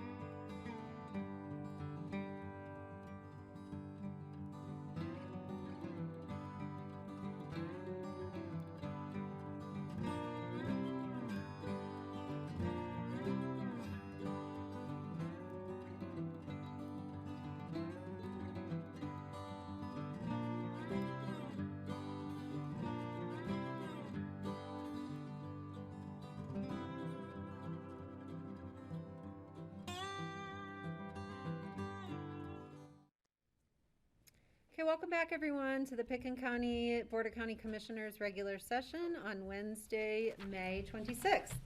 And we are in land use actions on item number 10, the Meyer Ranch LLC special review and GMQS exemption for a caretaker dwelling unit, activity envelope and site plan review exemption. And we have Haleen Burklau here to present to us on this application. Hi, Haleen. Hi, can you hear me? We can, yeah.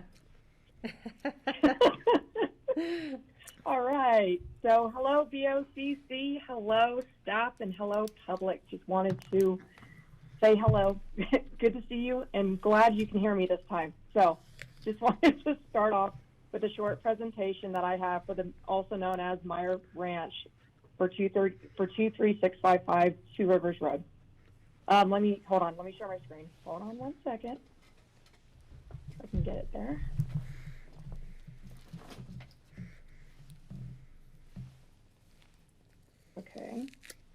Okay. Yay, it works good. Okay, so hello again. My name is Haleen Burklau. I'm with Pickens County Community Development staff, and here is Tom Newland, as well as I just heard that Trish and Connor Meyer are here as well. Tom is representing the applicant to the subject property located at, again, 23655 Two Rivers Road, shown on this vicinity map right here. It's a little small, so I'm actually going to take you to the next slide, which will show you a bigger version of the property in red. So the developed approximate 125-acre parcel is located in the AR-10 zone district in BOCC, Colorado. The property is actually situated in two counties, in Pickens County and in Eagle County. However, the existing structures as well as the proposed detached CDU are located in Pickens County, which is what we are going to talk about today. Bear with me. Yeah.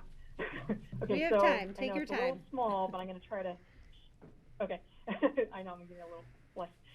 Okay, so yeah, this shows the tree and nursery greenhouse area. This is part of the property. There's really two areas that we're looking at, and this is really the nursery area, chalet, the nursery and tree, nursery greenhouse area. It actually goes over here as well, but I'll show you that in the next slide. But what I'm trying to focus on right here is actually, I'm just trying to situate you where we are, where this property is. And so the Basalt, Old Snowmass Trail, Two Rivers Road, and Highway 82 are all running adjacent on the southwestern portion of the property. So it's kind of small. There's like a little green area right here. That's the trail. Two Rivers Road is here, and of course Highway 82 runs right here. So again, this is the southwestern portion of the property. The Elk Run neighborhood actually runs this way on the western to the northern portions of the parcel. So starts here. I'm going to scroll down. Bear with me. I want to get everybody lost. Hold on. So it continues and then goes up right here. So this is where, this is actually right here on the right side, really the ranch compound as it mentions here. The existing residence is here, a pond, and then you have various barns, another barn. There's like various agricultural buildings throughout on this part of the property. And really, this is the other part that I was telling you on the tree nursery and greenhouse area, where in this area will be where the CDU is really located. And I will get to that, I promise. So actually, going back to the last map, I just wanted to give you an idea that also BLM runs on the eastern into the northern side of the property as well as the Roaring Fork Club bordering on the south part of the property. So that really kind of gives you a really good idea of where this property is located, hopefully. Okay, moving forward. So here is actually the here we go again. This is where the tree nursery greenhouse area is again, and this is where the CDU is being proposed, south of the number 4 and 5 loafing sheds right here, and also southeast from the pond located on the ranch compound and exactly off of the existing ranch road, which is going to be extended off this is the existing driveway currently, and it's going to be extended over to the CDU along with the 2 required parking spots right next to the CDU. And as you can see, the CDU is going to be located on a pretty flat part of the site, as well as it's going to be located in a clustering of trees. Sorry about that. Anyway, so the applicant is requesting a special review, GMQS exemption approval, as well as activity envelope and site plan review exemption to build a detached CDU, extending the existing driveway to the CDU, extension of the utilities, and an OWTS. So really the last slide I wanted to show you was actually, so this, as you can see, is an overhead view. I wanted to give you an idea of what the actual CDU looks like itself. So this is sorry, sorry if I'm going a little fast. So this is the actual proposed 1,000 square foot net livable detached CDU, and just kind of wanted to give you an idea of actually what it looks like. The community development director forwarded this application to BOCC, given the objection raised by the neighbor Richard Stetner with regard to existing drainage issues, and Tom Newland will present additional information about the drainage on the subject property very shortly. So staff finds that the proposed detached CDU and other auxiliary improvements comply with the applicable provisions of the Pickens County Land Use Code and recommends approval subject to the draft resolution. And I just want to jump in here for Sorry. procedural. Thank you, Aileen. For procedural purposes, ordinarily this is something that ComDev could have approved, correct? But it was requested to be elevated to the BOCC's review, if I understand that correctly. So with that, I do just want to say that I'll accept public comment on this application after we get through the presentations and questions for staff. So if anyone has joined us wishing to make public comment, you will have the opportunity to do so in a short while. So I will go ahead and see, are there any questions for Haleen right now?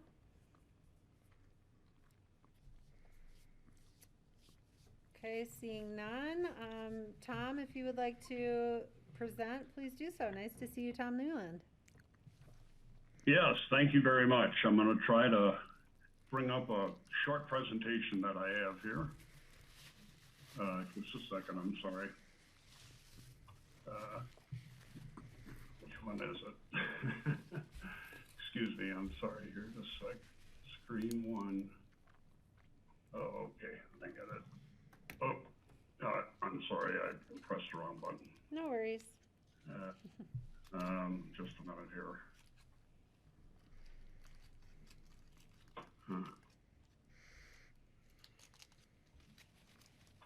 What am I? Oh, I see what I did. Okay. All right, let me try again here.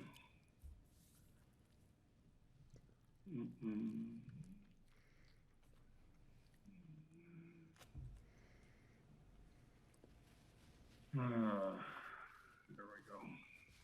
Hey, Skylar, turn off John's camera. All right. Can everybody see that? Yes, we can. Everybody good? Yeah? All good. So what I'd like to do, I was told by a presenter who did a lot of presentations for emergency management that the best presentation doesn't have any words in it at all. It's all pictures. So I'm going to give that a try with this one. It's just a dozen pictures. I'll get through it in a few minutes. But I want to give you the Meyer Ranch perspective of the drainage issue that Mr. Stetner alludes to. And you've already seen these, so I don't think we need to do this, but here's the Meyer Ranch parcel. It's interesting that a portion of it is within the town of Basalt, this northern portion in Eagle County. And then there's another portion that's called out, a 17-acre parcel right here, portion of the ranch that is within the urban growth boundary. You can see the ranch compound right here, and then also the Elk Run subdivision and Roaring Fork to the south. Really, the parcel is surrounded by the town of Basalt on three sides. So here's a shot of the, excuse me, the ranch compound, and I have an arrow here showing you where that CDU is going to go. And probably the septic system is going to go right off to the side over here. It's going to be a small system for the two-bedroom unit. Utilities will be extended directly from the ranch compound. There's water over in this location and a new transformer down here for the new shop that was constructed. This really is a hidden gem, if you will, hidden in plain view, and it provides a lot of amenities to the surrounding adjacent neighborhood in the form of open space and mountain views. So I think this is what Mr. Stetner is talking about. It's an event that happens every 7 to 10 years, and basically thunderstorms get held up on the ridge here, and these drainages wash out and come down across the Myers Field as well as into Elk Run subdivision. Just for perspective, this arrow shows where that picture was taken from, and this is Mr. Stetner's house here. Just a second. Right now, I'd like to give you just a quick aerial view of those hillsides so you can see the magnitude of the situation, especially right in this area that we're looking at now. It's generally basically an amphitheater up against steep slopes, and the drainage comes through this narrow tree canyon and down onto the fields. You know, it's the irrigation practices that the Myers are engaged in are not part of the problem at all. In fact, they become impacted just like the subdivision with their agricultural improvements. You can see here the improvements are washed out, the fields are ruined. You get just a lot of washout and don't know what to do. It just takes a lot of energy for both the ranch as well as the subdivision to clean up afterwards. The Myers knew about this problem way back when the Elk Run subdivision was developed. And in fact, they sent a letter to the developer warning them that the improvements that they were doing on the left side of the fence here were disturbing the fence as well as this ditch, which is known as the Kester Ditch. This ditch was eliminated as a part of the development, but it did a really good job of stopping that drainage from going on to the ranch parcel that became Elk Run subdivision. That Kester Ditch ran right along the side and then tapered off here, and it was removed as a part of the development. So this is something that the developer and the town knew about, and when the plat was approved, a 15-foot drainage and open space and utility easement was placed along the lot line between these lots and the ranch. Here's Mr. Stetner's lot here. And the developer was required to place a swale there as a part of the improvements, and the owners, under the covenants, as you see here, were not allowed or permitted to alter that drainage trail or the grades thereof, and each lot owner was responsible for maintaining that drainage swale. I believe that drainage swale was required directly because of this drainage issue. Now, is that drainage swale there, or is it adequate? I don't know. You can see Mr. Stetner's neighbor here. There may be a little swale there, but there's also trees in the way. It is in no way reflective of what used to be there in the past. So in conclusion, we think, you know, the drainage problem is something that affects both properties, not just Elk Mountain, not just Elk Run, but the Myers Ranch as well. And it really doesn't impact where the CDU is going. The compound, the ranch compound, is located on higher ground and doesn't get affected by this drainage. So it's an ideal place for a new. So that's all I had.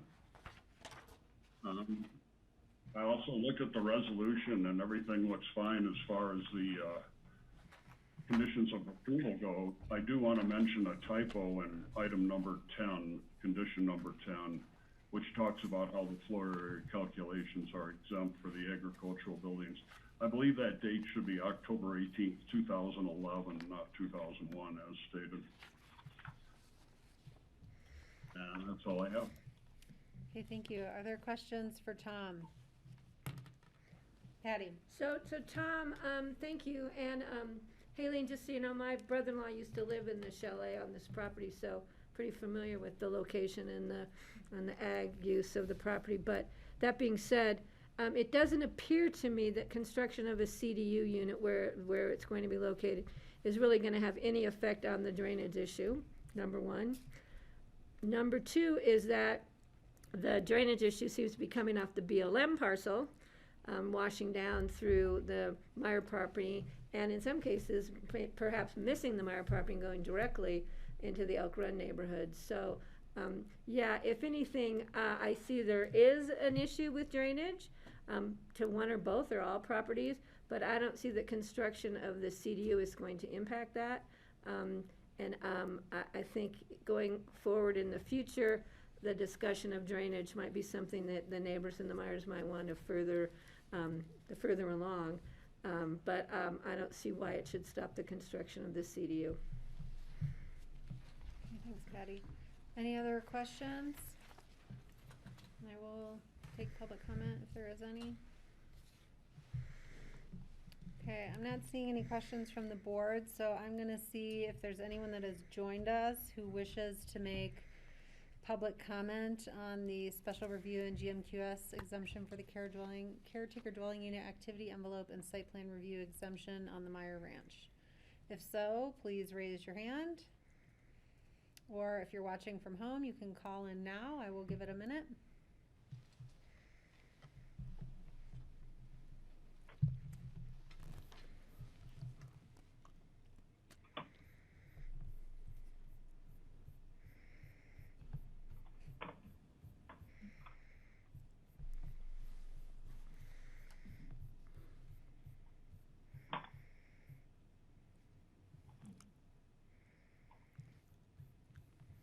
And I just want to check in, Ezra Louthus, I don't know what item you're here for, but I want to see if you're here for this one, that you have the opportunity.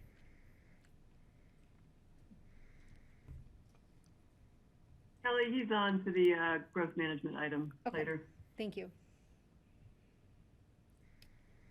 Okay, with that, I will close the public hearing on this item, or the public comment on this item, and bring it back to the board for any questions, discussion, or a motion. Steve. So I also have a long history with this property and with, I worked with Trish's husband, Guido, for years cleaning the Kester ditch to get water to this and the Arbanese property. And I also grew up with the Arbanese who owned the land where the Elk Run subdivision is now. So I've seen this, you know, many iterations of this. I've helped put up hay on this place on the Myers property years and years ago when I was a teenager. So I know the property very well. We also used to run, the track team used to run up the lane from the school. We'd run up the highway, up the lane, around by the cemetery and up over the B hill and back down into the salt, back to the school. So I've seen it from a lot of different angles. I agree with what Patty said, that the CDU won't impact at all the drainage issue. I think the only thing that would help that would be if there were a debris flow basin constructed up, maybe even in the BLM land, would be the only possible thing that could prevent that from happening.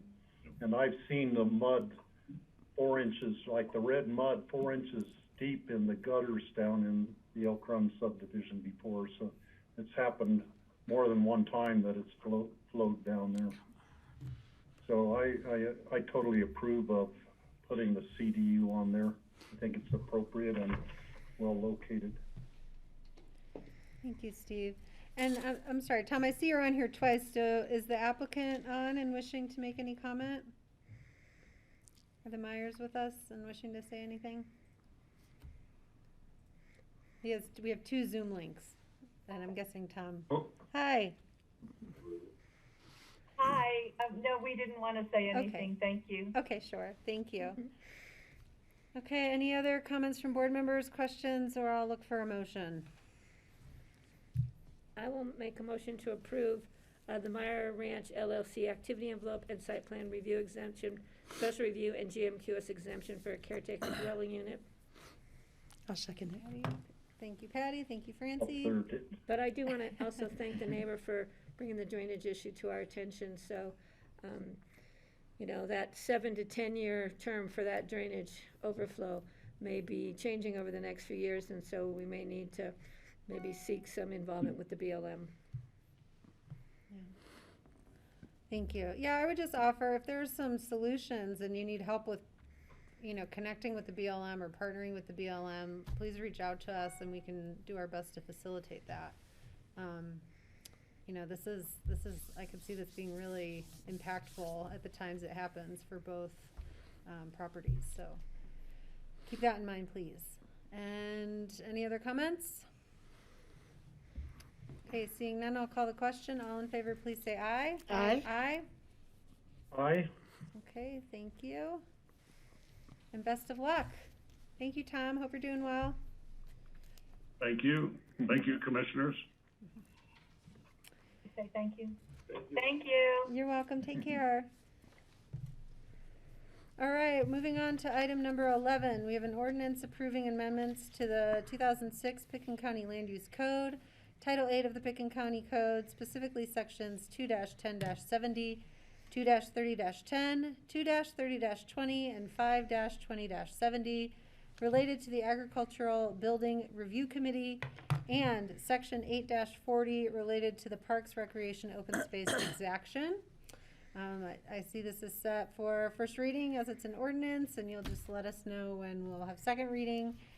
Suzanne, and for any members of the public interested in these items, I'll open this for public comment in a short while as well. So Suzanne Wolf, hi, nice to see you. Thanks, Kelly. Nice to see you all as well. Suzanne Wolf for Community Development. Bringing just a couple of code amendments to you. Unusually, these are 2 code amendments to remove things from the land use code. We don't do that much. Usually we're adding to it. So I don't think this will quite get us to Cindy's 10-page code, but you know, we'll try. But both of these have kind of been hanging out there for a while, waiting for us to put our attention to them.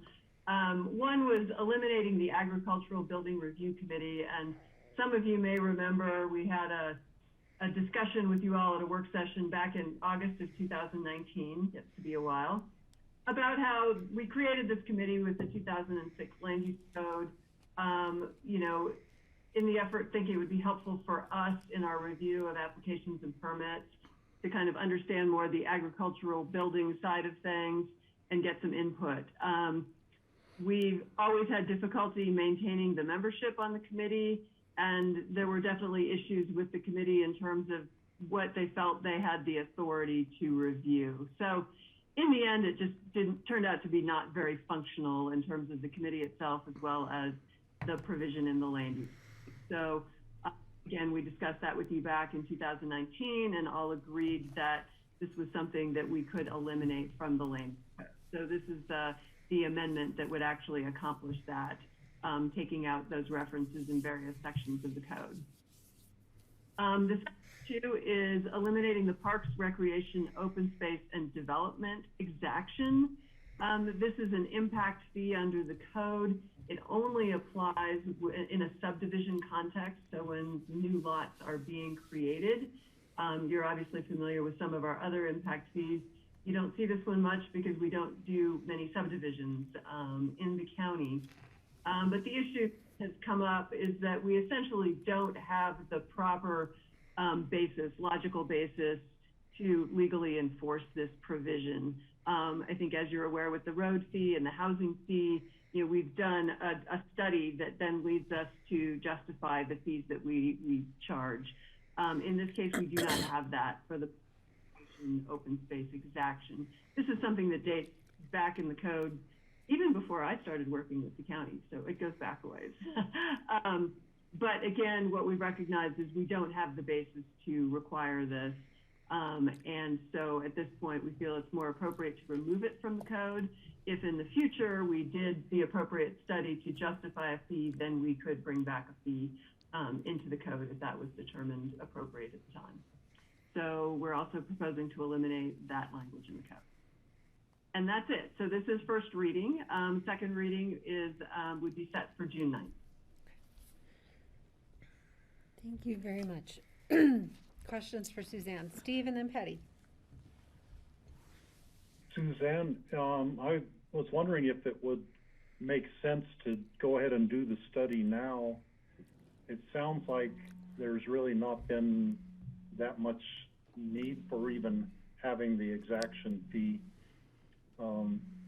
And so probably doing a study right now would not be worthwhile doing that, but would you agree with that assessment? I would agree, Stephen. I mean, again, this provision predates the county having an open space tax.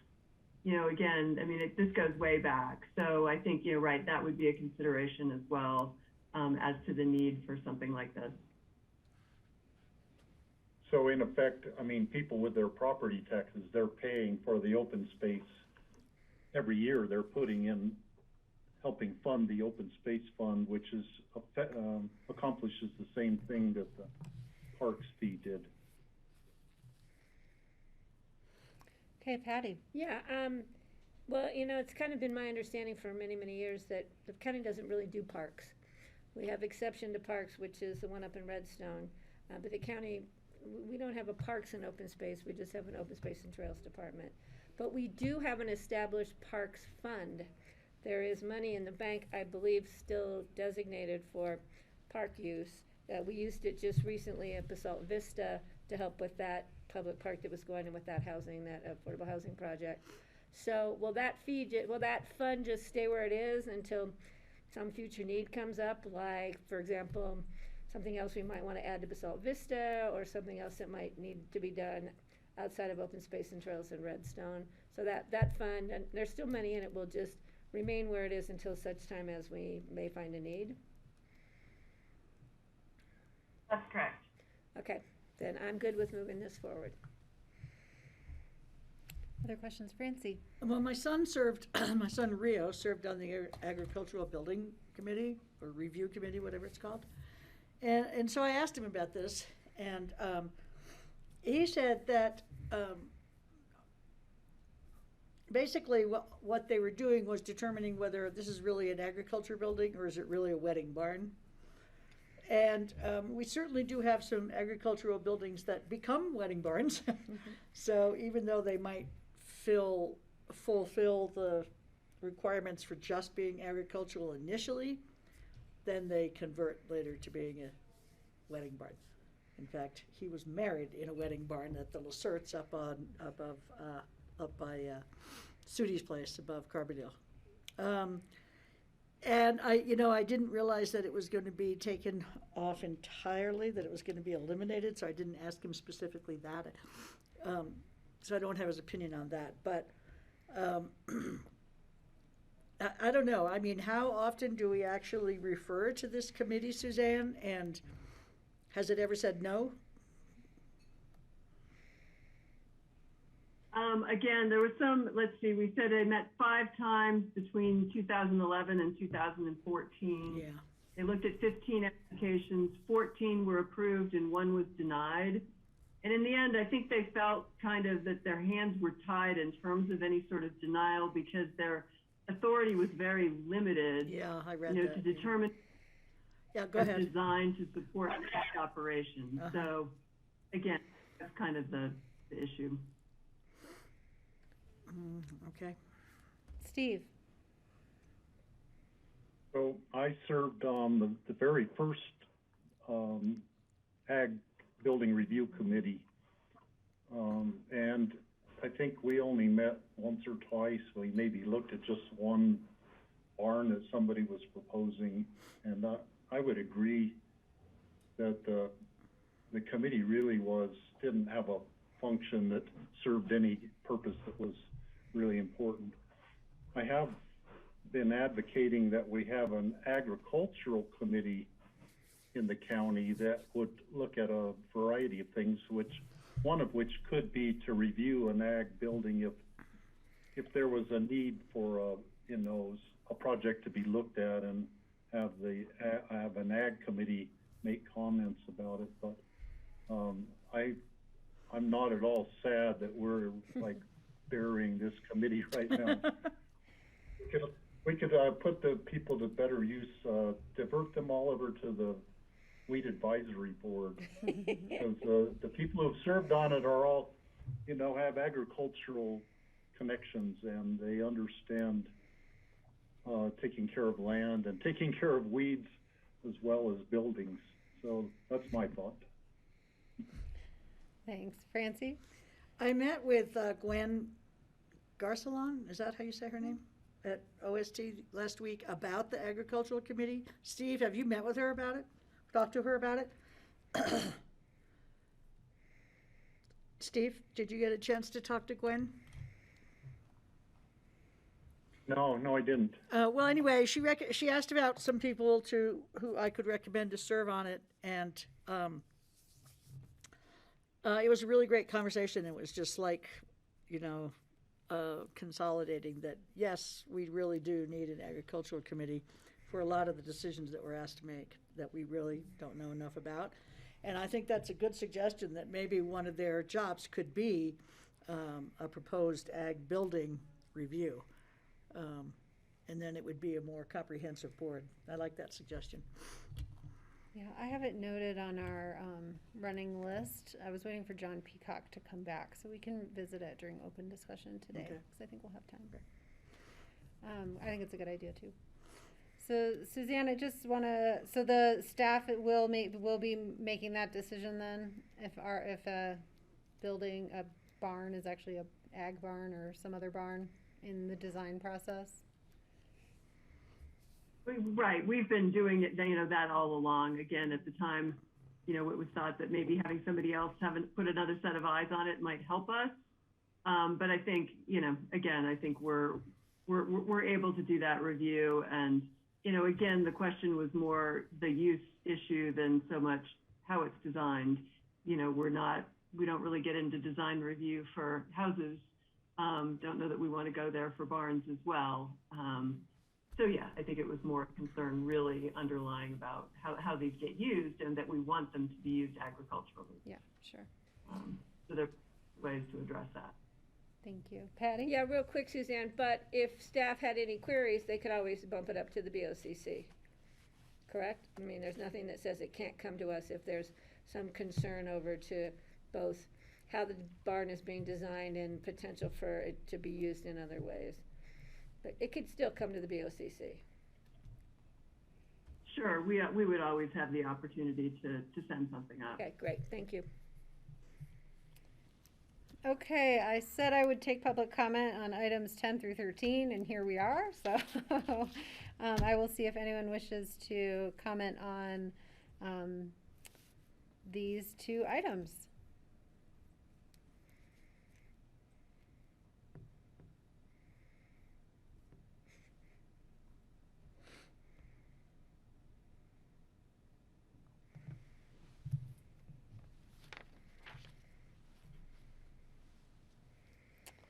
Okay, I don't expect public comments. I'm going to go ahead and close the public comment on this. I will say I think it's good government to get rid of things that don't work and to thin your roles where they're overly wordy, and we should probably aim to do it every year in one fashion or another, right? So any other discussion or questions from board members? Okay, I will look for a motion then, and to set this for second reading on June 9th. Steve? I'll move to approve this ordinance, which makes amendments to the land use code, getting rid of the Ag Building Review Committee and the Parks and Recreation Open Space Exaction fee.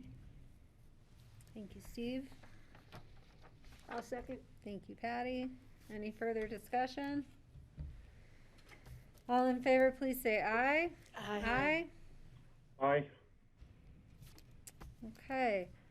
Moving on to item number 12, a resolution granting a one-year extension of the Oxenberg subdivision PUD and conceptual submission approval. Hi, Leslie. Welcome back. Thank you. Hello. For the record, Leslie Lamont. So this is a request to extend the deadline for submittal of a detailed submission subdivision PUD application. Just about a year ago, the board approved the conceptual PUD subdivision for the Oxenberg property. And let me share my screen and I'll just give you a quick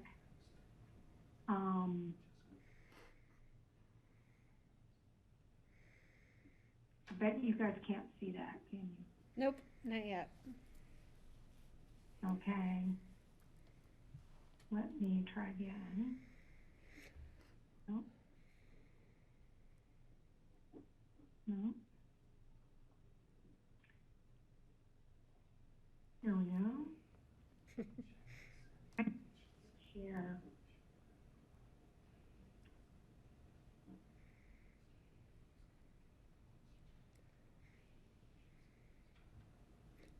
There we go.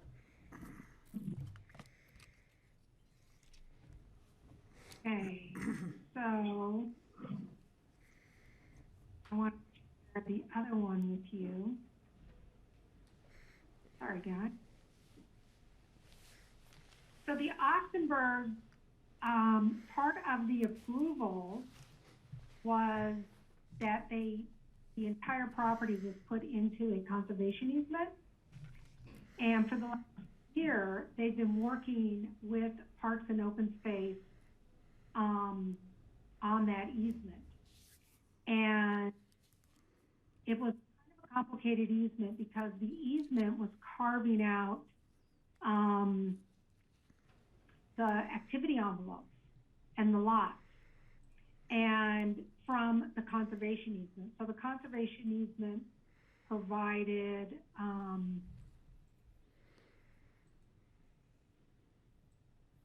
trying to get this up for you guys. You can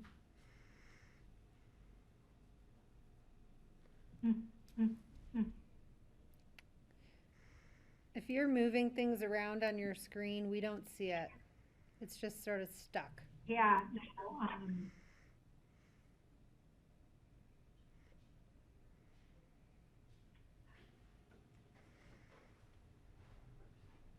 so let me go with what I had up for you.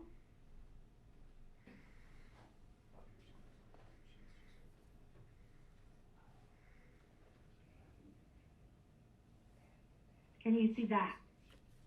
Yeah. Yeah. Yep. This is what they are proposing.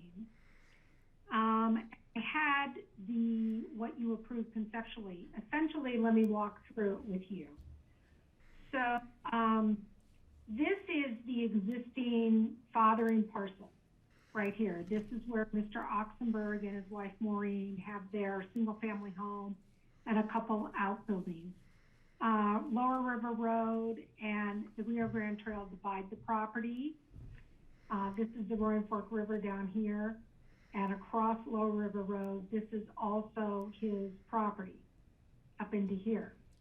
So what you approved conceptually is you approved a lot 1 that basically went down this way. And you approved lot 2 up in here. And then this whole area was approved as common land, common open space, and you also approved lot 3 over here.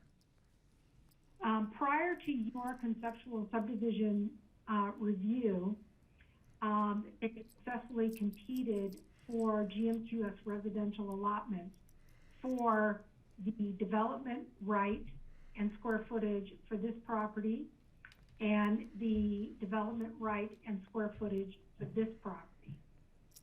As part of the GMQS competition and as part of your conceptual subdivision approval, this area in here was proposed to be conserved as a wildlife corridor. A fisherman's easement was provided along the river here. And this area in the upper part of the property, above the Cerise ditch, was also part of wildlife conservation area. And then, as I said earlier, this whole area in here was designed to be a common area for the 3-lot subdivision. And a barn with a caretaker unit is proposed here. And then a fire suppression pond was proposed over here. And again, as part of the GMQS, the applicant committed to conserving this area against any residential development except for the barn and the CDU, and conserving this area, conserving this area. So the way the language in the conceptual approval read is, and based upon open space and trails recommendation, is the entire property would be a conservation easement. And then the activity envelopes, there was an activity envelope here for the barn, activity envelope for the house on lot 2, activity envelope over here for lot 3. This area was also an activity envelope kind of drawn around the existing structures. Those will be carved out of the conservation easement. So Mr. Oxenberg and his representative, Grafton Smith, have been working with Holsinger to create that conservation easement. And they have a draft of the conservation easement. And I believe I did not include that in your packet.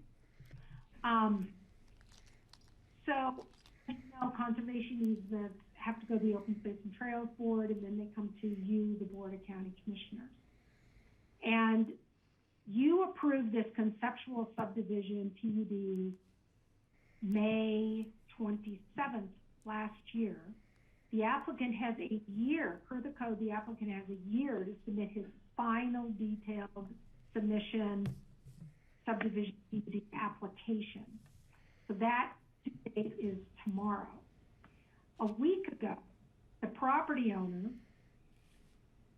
thought to himself and thought, you know what? I want to eliminate parcel 3. I don't think parcel 3 is a quality parcel. I want to eliminate that parcel. And I want to work with staff to figure out how I can take that square footage, which was approximately 5,750, and move that up here and increase the size of my barn. So that is a major amendment to the development, to the conceptual development approval, that as they work out the fine details of this, they'd like to put that in their application that they submit.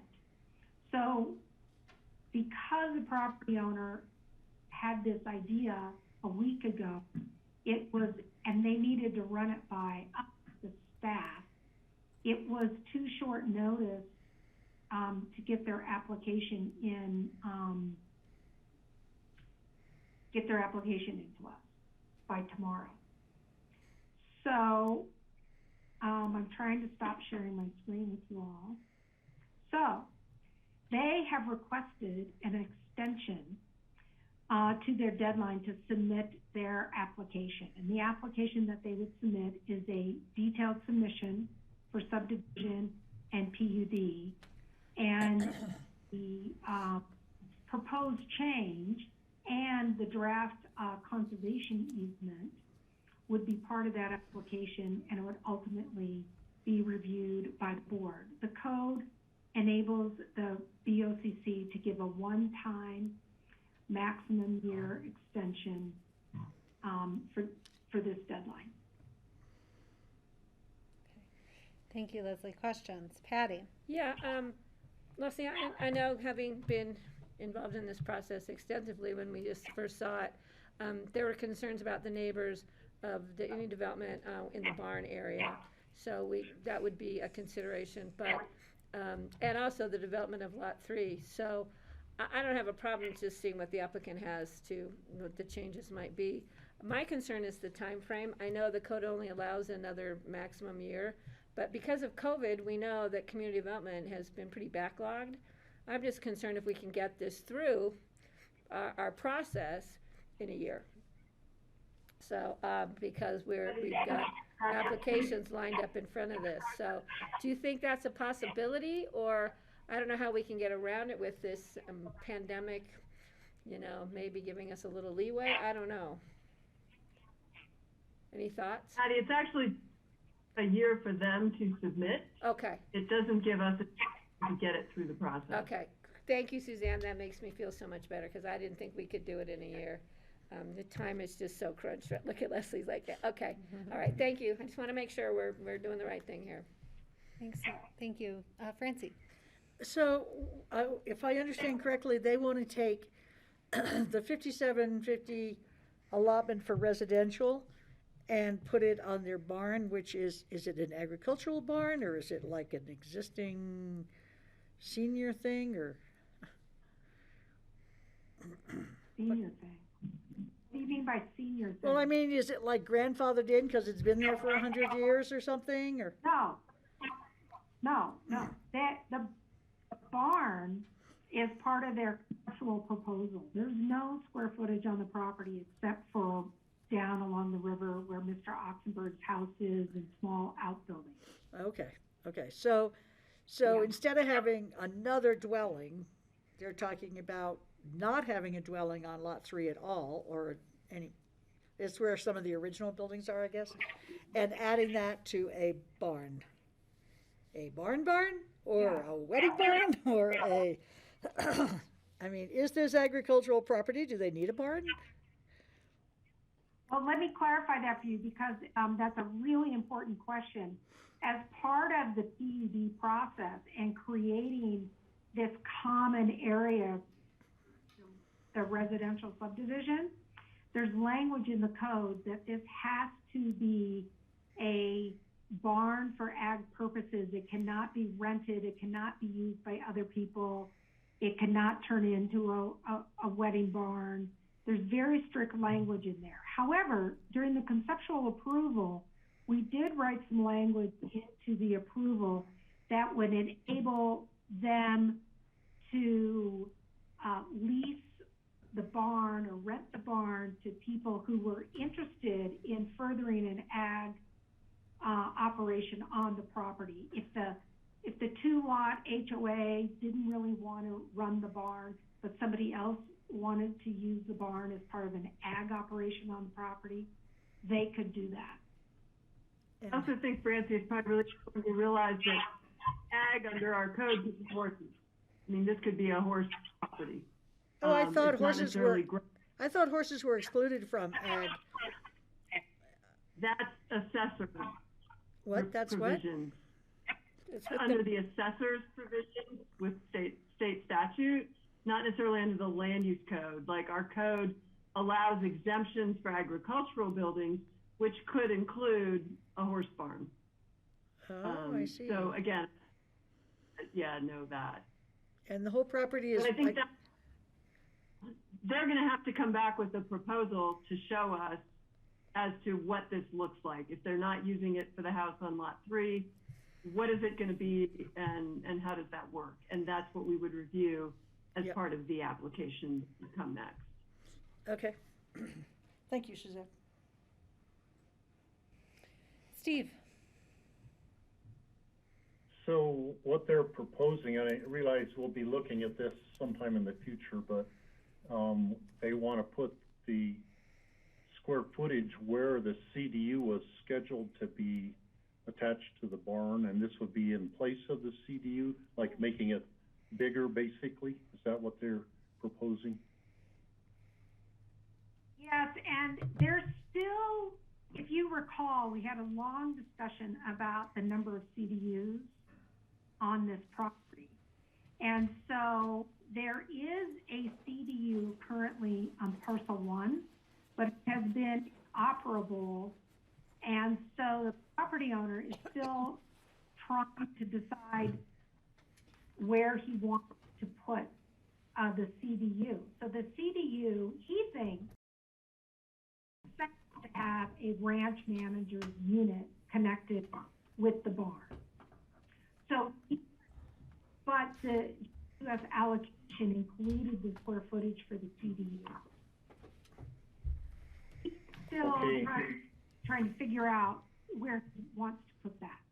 Okay, and I sort of remember that discussion. I think we limited it to just one CDU. He could put it where he wants it, but he hasn't decided that yet, where he wants to put it. Okay, so now I understand what we'll look forward to in the future. Francie. How many acres is this property? 38 acres. It's 38. I think I see 38, right? So I just wanted to... Go ahead, Leslie. Yeah, I just wanted to reiterate that all of the commitments that were made during the GMQS, the fishermen, the conservation easement along the river corridor, the conservation easement up on the top of the property, the clarification of how the bike path bows out and is outside the easement, where the pavement is outside the Rio Grande bike trail easement. All those commitments were made. None of that is being proposed to change. Leslie, I have a question about noticing. Was this required to be noticed to neighbors, or would the update that would come back to us be required to be noticed to neighbors? I don't think this was not required to be noticed.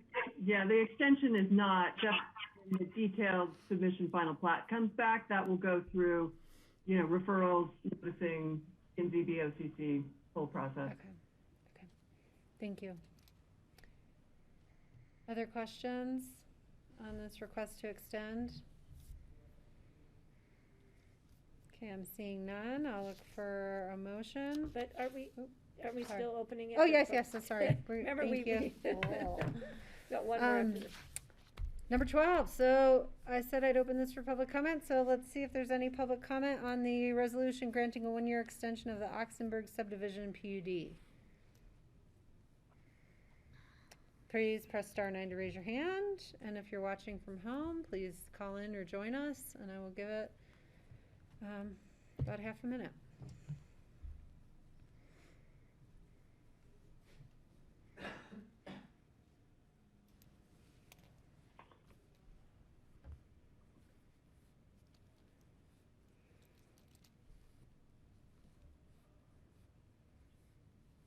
Oh, Grafton, yes. Are you here to comment on this?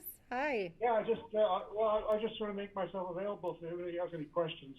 I was expecting things to go much slower, and so anyways, I just rolled into Denver, so I'm here to answer any questions. Okay, let's we'll go ahead and close the public comment, and we'll bring it back and see if any questions for board members for Grafton or staff. Francie. I'd like to make a move. Okay, I think we're clarified, Grafton, so Leslie did a good job. All right. Oh, great.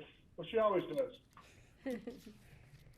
So I'm going to make a move to approve the resolution of the Board of County Commissioners to grant a 1-year extension of the Oxenberg Conceptual Subdivision Resolution number something, 20121 or something. And I will second that. Okay, thank you, Francie. Thank you, Patty. Any further discussion? Okay, all in favor, please say aye. Aye. Aye. Aye. Okay, thank you, everyone. Thanks, Grafton. And Leslie? That's the shortest appearance I've ever. Thank you very much. I appreciate it. We'll put the time to good use. Thank you very much. Okay, Thanks, good luck Grafton. to you. Okay. Thank you, Leslie. Bye. All right, and we are on item number 13, forwarding 2021 rural area residential GMQS competition scores for additional floor area. Hi, Suzanne. Thanks, Kelly. Back. So yeah, this is just a quick item where we, at this stage, just forward the scores from the P&Z. That the next meeting, then you will be able to grant the allotment. But this is kind of the procedure that the code that we have these steps we go through. So just quickly, the request for additional floor area in the rural area. There was only one application. I'm sure you all remember last year that the quotas, allotment quotas were reduced. So this is the first application we've had since that was done. So what was available was 7,000 square feet in the rural area for additional floor area. I think that was down from, it was 25,000 before that. And also the other change, one of the other changes was that now we just do this competition once a year. So applications were to be submitted in January. Previously, we would allow people to come in July as well if there was still allocation available. So again, this is just now the annual competition. Only one application submitted for a property in Starwood for 1,425 square feet for a detached garage. So the P&Z scored this application and gave it a score of 22 points, vote of 6-0. The threshold score is 20 points, so it exceeded that, and there was no competition. So the lot is basically available or as eligible for the requested allotment. Right now we're in the appeal period, which goes on for 15 working days after the scoring by the P&Z. After that, then the code basically says the BOCC shall grant the allotment. So again, that will be the action at your next meeting if we don't see anything through the appeal process. And there is no action on your part required at this time. We're just forwarding the P&Z resolution. Okay, thank you. Answers available if you have any questions about the application. Okay, thank you. Questions about this? Francie? I have a question about the whole thing. I am completely in the dark. What a competition for square footage means. It sounds like we're saying, okay, we didn't build enough. Let's get some more out there. I'll give you a very short version, but probably something we should spend some time together talking about offline. But so yes, I mean, generally properties in Starwood have the right to build, or in a lot of the county, to build 5,750 square feet of floor area. If someone is looking to build more than that, they have the opportunity to compete in growth management, and there's a specific allotment pool of square footage available for that, this 7,000 square feet, or they can utilize TDRs. In Starwood, they have the right to use a TDR by right without getting approval for that. In other areas of the county, they have to go through special reviews, so that goes through a process. But this is, the way our growth management system is set up. There's growth management if you're creating a new lot, if you're subdividing, or if you're looking for that additional floor area above the 5,750 and up to the maximum that zoning would allow you. So here in Starwood, they have the potential to develop up to 15,000 square feet, but they would need growth management or TDRs to exceed 5,750. Where does that 7,000 square feet come from? That was an allotment. It's set in the land use code as the pool of square footage that's available annually for all properties in the rural area to compete for additional floor area. And why does that exist? Why do we have that? I mean, why do we just say, okay, we don't have enough. Let's just give them 7,000 more and they can compete for it. I don't get it at all. That's part of a broader discussion, and I think it's gonna be coming up with our whole growth management discussion. The history, I think Suzanne can explain to you, it goes way back. Suzanne, what did it used to be? It was like, it would really She said it make was you- like 20,000. It was a lot of square footage that was divvying up, and we were rolling it over to the next year if it didn't get used, so we've cut back over the years to this 7,000, which was a huge step. But I think it's gonna be a big part of our discussion as we move forward with growth Yeah, I'm management. glad I heard about it. I never heard To of it. respond to people who want bigger homes Yeah. and give some limitation to that rather than being a free-for-all, right? And Cindy looks like she came on the video. Maybe she wants to chime in. and Yeah, then we'll say go to something, Steve. Cindy. Just some history, a little bit more history on that. I think Suzanne did a great job, but it's necessary for us not only to have transferable development rights for additional square footage, but also to allow people to go through a competition for that if they don't choose to buy a transferable development right to exceed the 5750. And that's the way the system's set up today. And I think everybody's correct. It's a larger conversation, and we'll be looking at all of that. Well, But, who wouldn't go for 1,000 square feet or whatever instead of paying $500,000 for a TDR? I mean, a lot of people. A lot of people passed, maybe when the TDRs weren't so expensive, but for many people in situations where TDRs are allowed by right, find it more expedient and go that route. Okay. Steve. So Francie, you can see looking at this, number one, it's not necessarily a competition, even though it's called one, because there was only one applicant. And if you look at the score sheet, you realize there's lots of questions, unanswered questions. Looking at the score sheet is confusing and seems like it needs fixing, and that's why, one of the reasons why we're taking a big look at it starting next fall to try to, fix the system.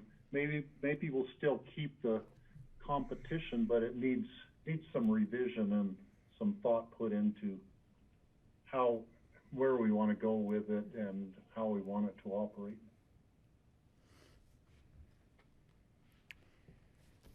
So Francie, in other words, if you're confused now, just wait.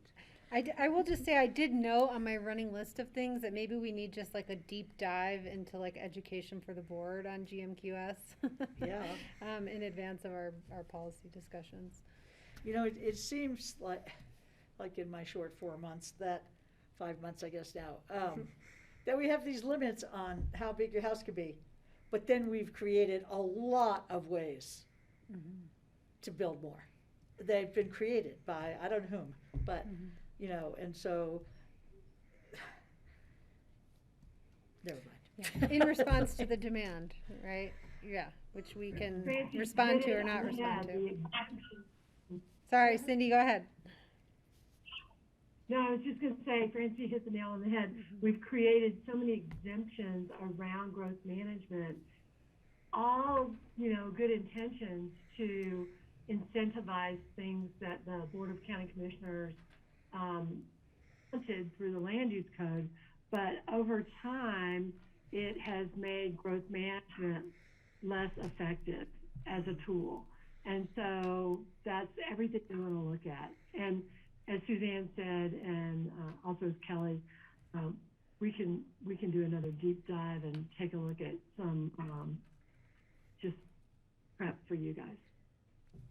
And Sorry, Patty, go ahead. I'm going to add one more confusion to this. We also, Francie, as we look at all these land use code exemptions or pulling, not making them any longer available, we also have to look at private property rights. So there's a balance that makes it difficult sometimes. So we try to find ways to allow people other opportunities to still preserve their private property rights, which need to be reviewed again at this time. I get that. Your right to swing your arm only extends as far as my face. So a 15,000 square foot house, It may be that person's right, but it definitely infringes on other people's rights. Well, that's part of the discussion. Yeah. It used to be much greater than that, so we're That's coming true. down. That's true. I look forward to having it with you. Yeah. Okay, so we don't need any action on this, right? You're gonna bring it forward to where we approve the granting of it? Okay. Thank you, Suzanne. All right. Wow, quick board meeting today. Thanks, everybody. Let's move on. We have got open discussion. John Peacock, are you with us? He is not. Perhaps we could take a 10-minute break. Well, You need a break? Yeah. Okay. Sounds like there will be, I have some open discussion items, and there's a request for a break. So we'll come back at 3:15. We'll Why are track we- why down are John we- Peacock. Oh, we're waiting for John to join us Yeah. to have open discussion? Okay, well, I had something, okay. Okay. Is that okay? Yeah. Okay. 3:15. I'll go find John.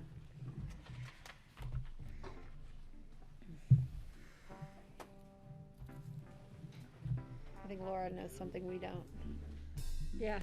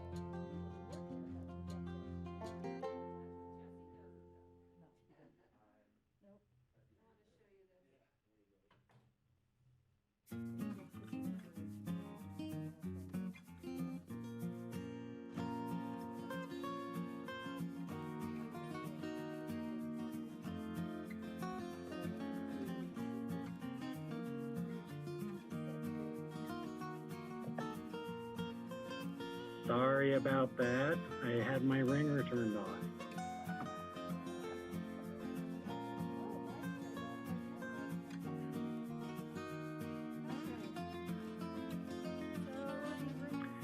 Sorry about that, Kelly. I had my ringer turned off from when I was in.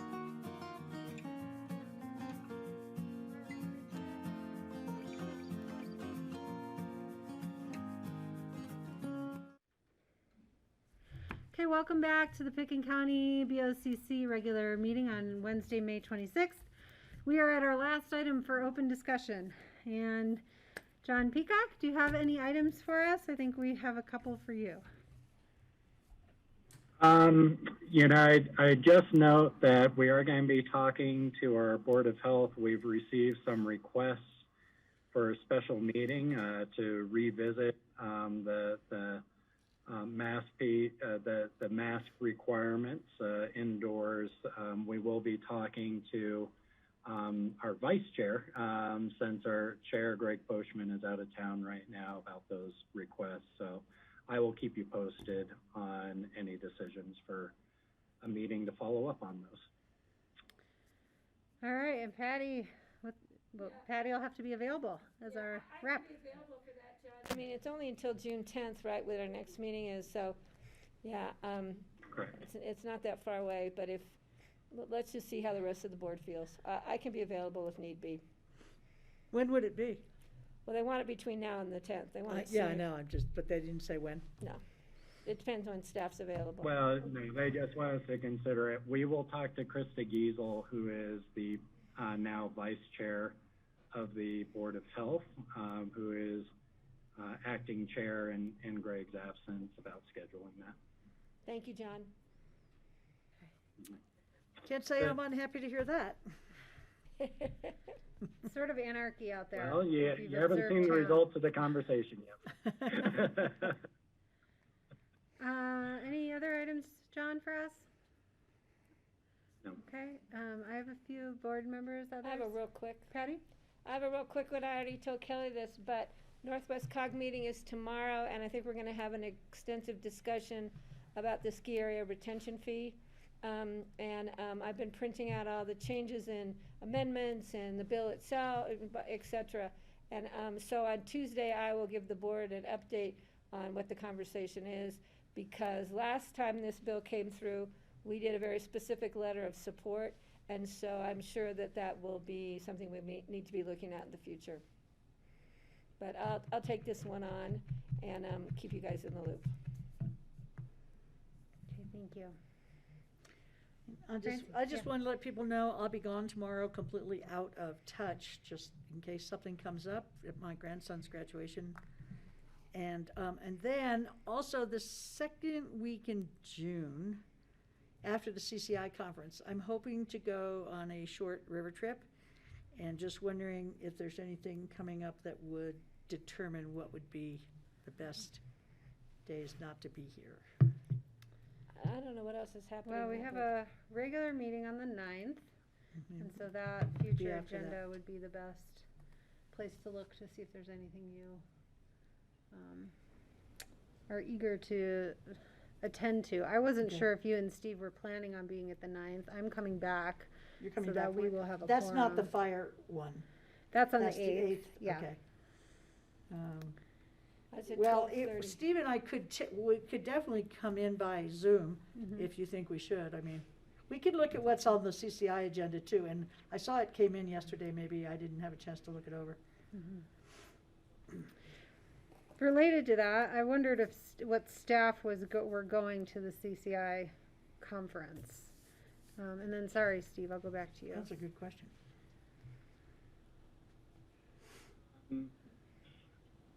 So, are you talking about our Wednesday regular meeting?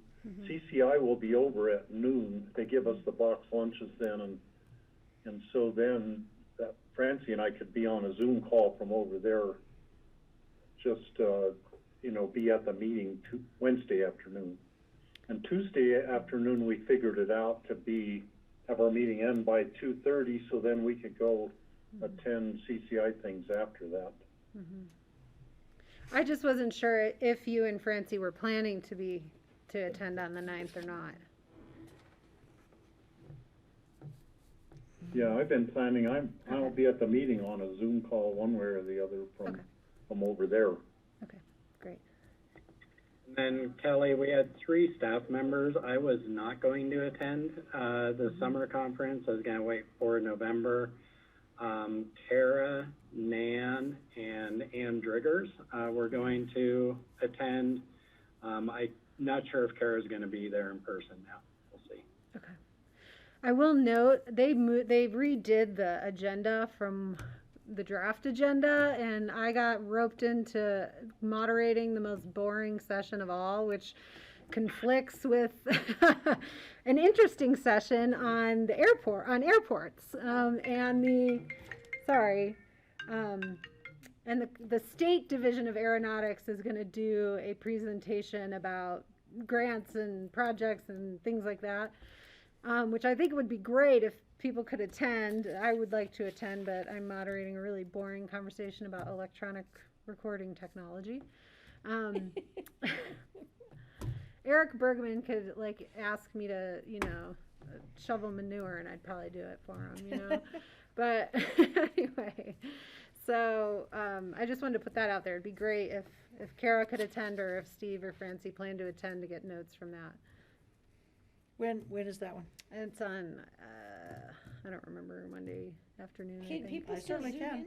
in? Yeah, people- you can. Well, Yep. that might be a good one if we could get Rich to zoom into that one, John.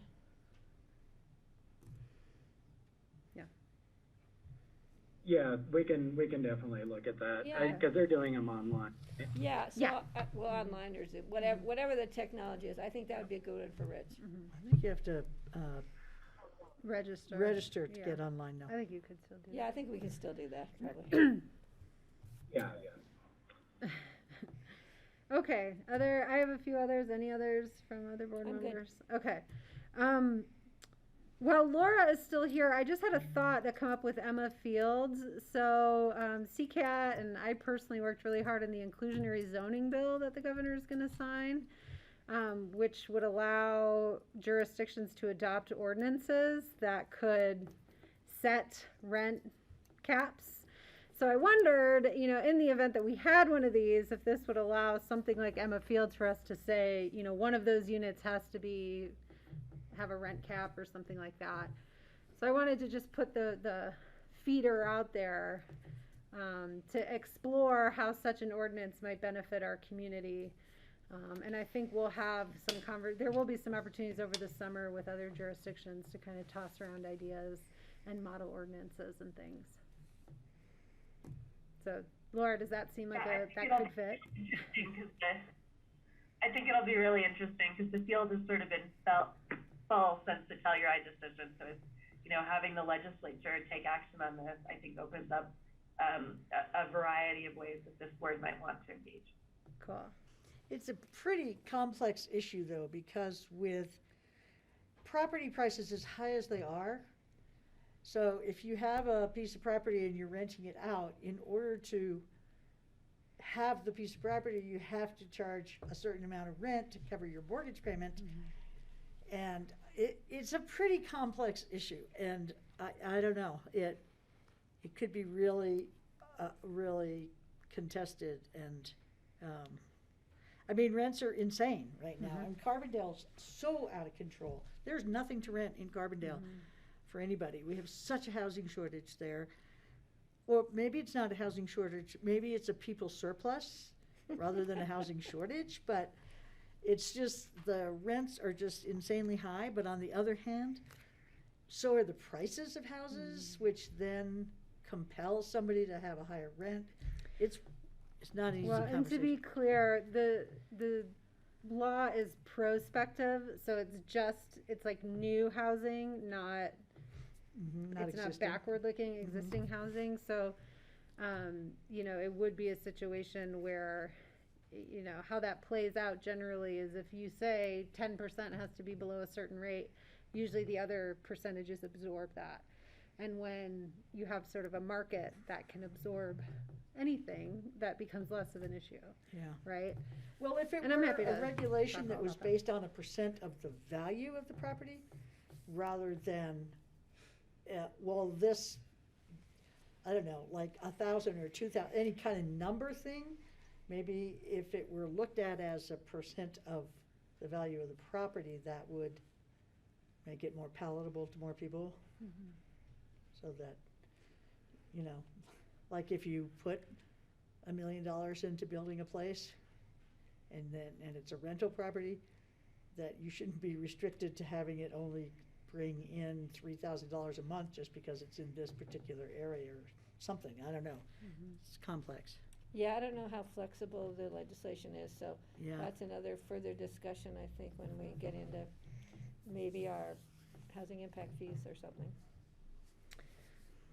Well, I was curious because that discussion today piqued that interest about Mhm. us, how that would apply in Pickens County, Mhm. potentially.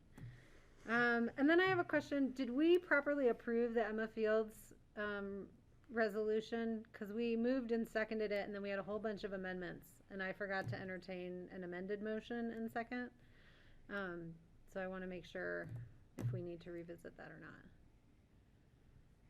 Yeah, so my understanding is how that was proposed was that Leslie was going to run through what all the changes were. And to the extent the board wants to clean that up, certainly you can, but I think you're approved. Okay. I thought that you had said ahead of time Mhm. that we'll vote on this and then Leslie can clarify the language. So I think that's implicit in Yeah. what you said, Okay. you know. I just want to make sure we're good. Yeah, let's see it all over again. I want to do it all over again. And then I do want to revisit, I was sort of holding this for when John Peacock was with us, but pursuing Steve's idea on the Agriculture Advisory Board. Yeah, I like that too. Because I do think there's energy around it. And so, John Peacock, I wanted us to figure out a path forward. You're muted. Sorry about that. I'm a disaster at today's meeting. So, you know, I think the right path forward would be first to probably do a work session. I think from staff's perspective, we would need some more guidance about what the purpose and intent of an agriculture advisory committee would be. And then to think through where it would live. Unlike other counties, we don't have an extension office or officer here in Pickens County, and so I think understanding a little bit better how that group might be used and you know what the board is seeking in terms of recommendations or advice. You know, is it on land use? Is it the agricultural leasing issues? You know, those sorts of things would help us better understand how to move forward. So I think the next phase would probably be to schedule a work session for it and probably have a little bit of a wide open discussion. I don't see staff coming to the table right now with an idea. This is an idea that's been originated by the board that I think you need a little bit more time to perfect and flesh out. Okay. Patty? Yeah, and I would suggest, if possible, at that work session discussion, we have maybe Paul there from Open Space and then ComDev space, staff, but because I think it's going to be a joint venture, and we should also, see the bylaws of the Agricultural Structure Committee that we just dissolved today to see if we can't just expand those or somehow tweak those rather than starting from scratch. I thought it originated with the OST, the idea. No, it came from the BOCC because we had, it actually started with the barn that's above Happy Day Ranch. Oh. That huge structure, and they wanted to change the use and what was the, so that's what really caused a lot of concern over what are these structures being used for, these big structures. And yeah, and add on to what Patty's saying, that Agriculture Advisory Committee was created with an extremely limited scope of reviewing those types of structures in the unincorporated area. I think what I've heard from Steve, your recommendation and the conversation is that you're wanting something different than that, or a broader group to come together and make recommendations, but I think we'd want to be sure we understood the scope of that and whether we've got a good place for that to live right now in terms of staff expertise. Steve? So I think just a wide open discussion, and maybe we could invite in some of the ag producers in the county too, people from the Roaring Fork Farmers and Ranchers group or something should be involved in the discussion.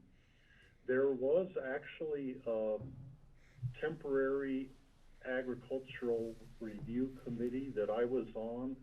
Ellen Sassana was the staff person who ran the show on that. I can't at this point even remember what it was we were looking at. There was some specific charge that we were looking at the time, and this was maybe 10 or 15 years ago, quite some time ago. And we had really great discussions. I was sorry that it ended when it ended, because I felt at that time even like, this would be great, let's just keep this ag committee together and have it available for, advising the commissioners or the, different parts of the county on any issues relating to agriculture. So I think I don't know if Ellen still could dig out the information from that. I'm thinking I might have some papers I got from that in my files. If I look in the right place, maybe I can find them.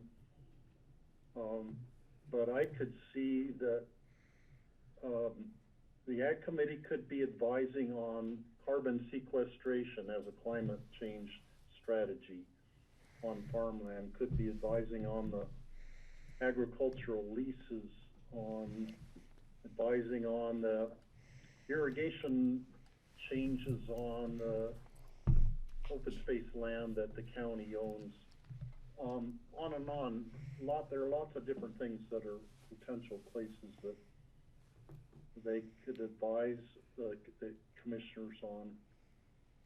Yeah, I mean, I know I could have used probably more input on like the water plan stuff, or just to have access, to some folks to talk about concerns and our proposed projects, and if we're missing things that the ag community could benefit from.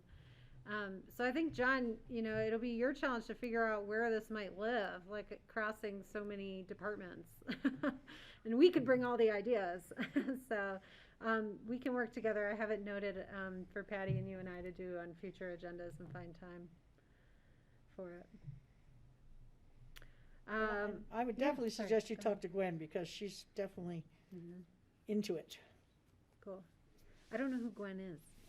She's, I guess she's, I'll send it to you. Okay. I'll send it to you. Great. And Francie, yeah.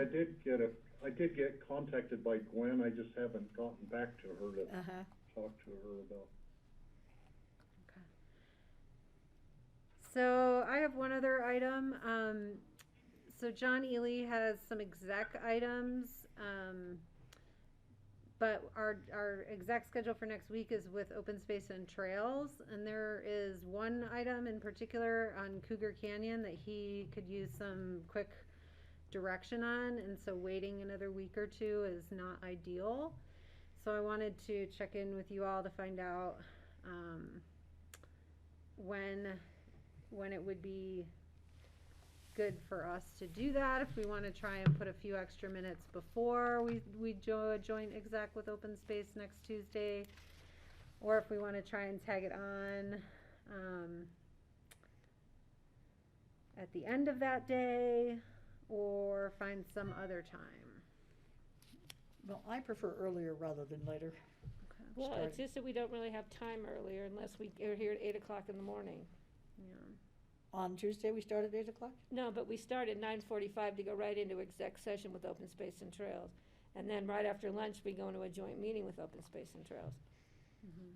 But how long is this going to take, this Cougar Canyon thing? We don't know that. Yeah, No, he didn't sound like long, but 15 minutes, I think, half hour.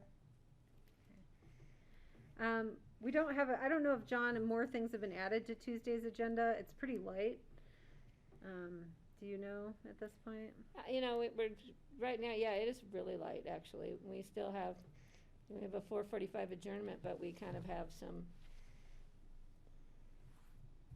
You know, we just have some blank time in there right now, like 1 o'clock community presentations is blank, 3:45 Yeah. department updates is blank. So I think we can fit it in mid-afternoon and not have to run over late or start overly early. Okay. Can we be flexible with that, Francie? Does that work? That's fine. Okay. Yeah, I'm fine with 5, but 7:15 is a No, bit no, of a no, push. we don't, I think we could do it at That was 3:30 pushing it. probably. So why don't we take it on the end of Tuesday with a commitment to still end, you know, by 4:45, 5 o'clock. And John, if we can just keep that in mind, I don't know, we'll talk about it Friday to confirm, but I don't know if there's other things, that are popping up on our agenda that we didn't see yesterday.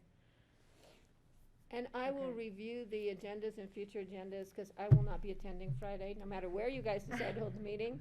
I won't be available to even call in or anything, so, but I'll Okay. give you my comments ahead of time. Okay, thanks, Patty. Okay, I have one quick thing. yes, Francie. Well, we had talked, I think it was maybe back in February or March, that maybe what we needed to schedule was another retreat to discuss beginning our growth management thing. That, you know, we can't, our work sessions just don't allow for that kind of extended dialogue that isn't strictly And equity. yeah, and equity and the whole thing. So I was just reminding us that we had thought about that, and wondering if it's still something that we're thinking about. And like, I think we had talked about maybe September or something, I can't remember exactly. Yeah, I think staff is kind of working on both those issues. John, is that correct? Trying to bring us back something that would direct, if we got together again, kind of give us what they thought we said and what we really meant to say, and Yeah, and frankly, we're still working on a staff retreat to talk about your first retreat. But yes, that is something that was discussed as coming back. I do think we need to target some date this summer, maybe a little bit later, before we really get into budget deliberations and such, and your schedules really tighten up. And you are going into a period where there's going to be fewer topics until this fall. Then it'll get busy again. Okay, thank you. So we can I'll put maybe that work down, on too. that, Kelly and Patty. Okay, thanks for bringing it back up. All right, any other items? I'm good. No, okay, thank you everyone for the good meeting today. So I have and- to do this, what we're not supposed to do. Oh, yes, sorry, go I'm ahead. gonna make a motion to adjourn. Second. All right. I'll second the motion. All right, any further discussion? No, thanks, guys. Seeing none, all right, we are adjourned. Thank you, everyone. Thank you to the public. We'll see you next Bye, Tuesday. Steve. And thank you to Grassroots. Thank you for being here, Francie. Yeah.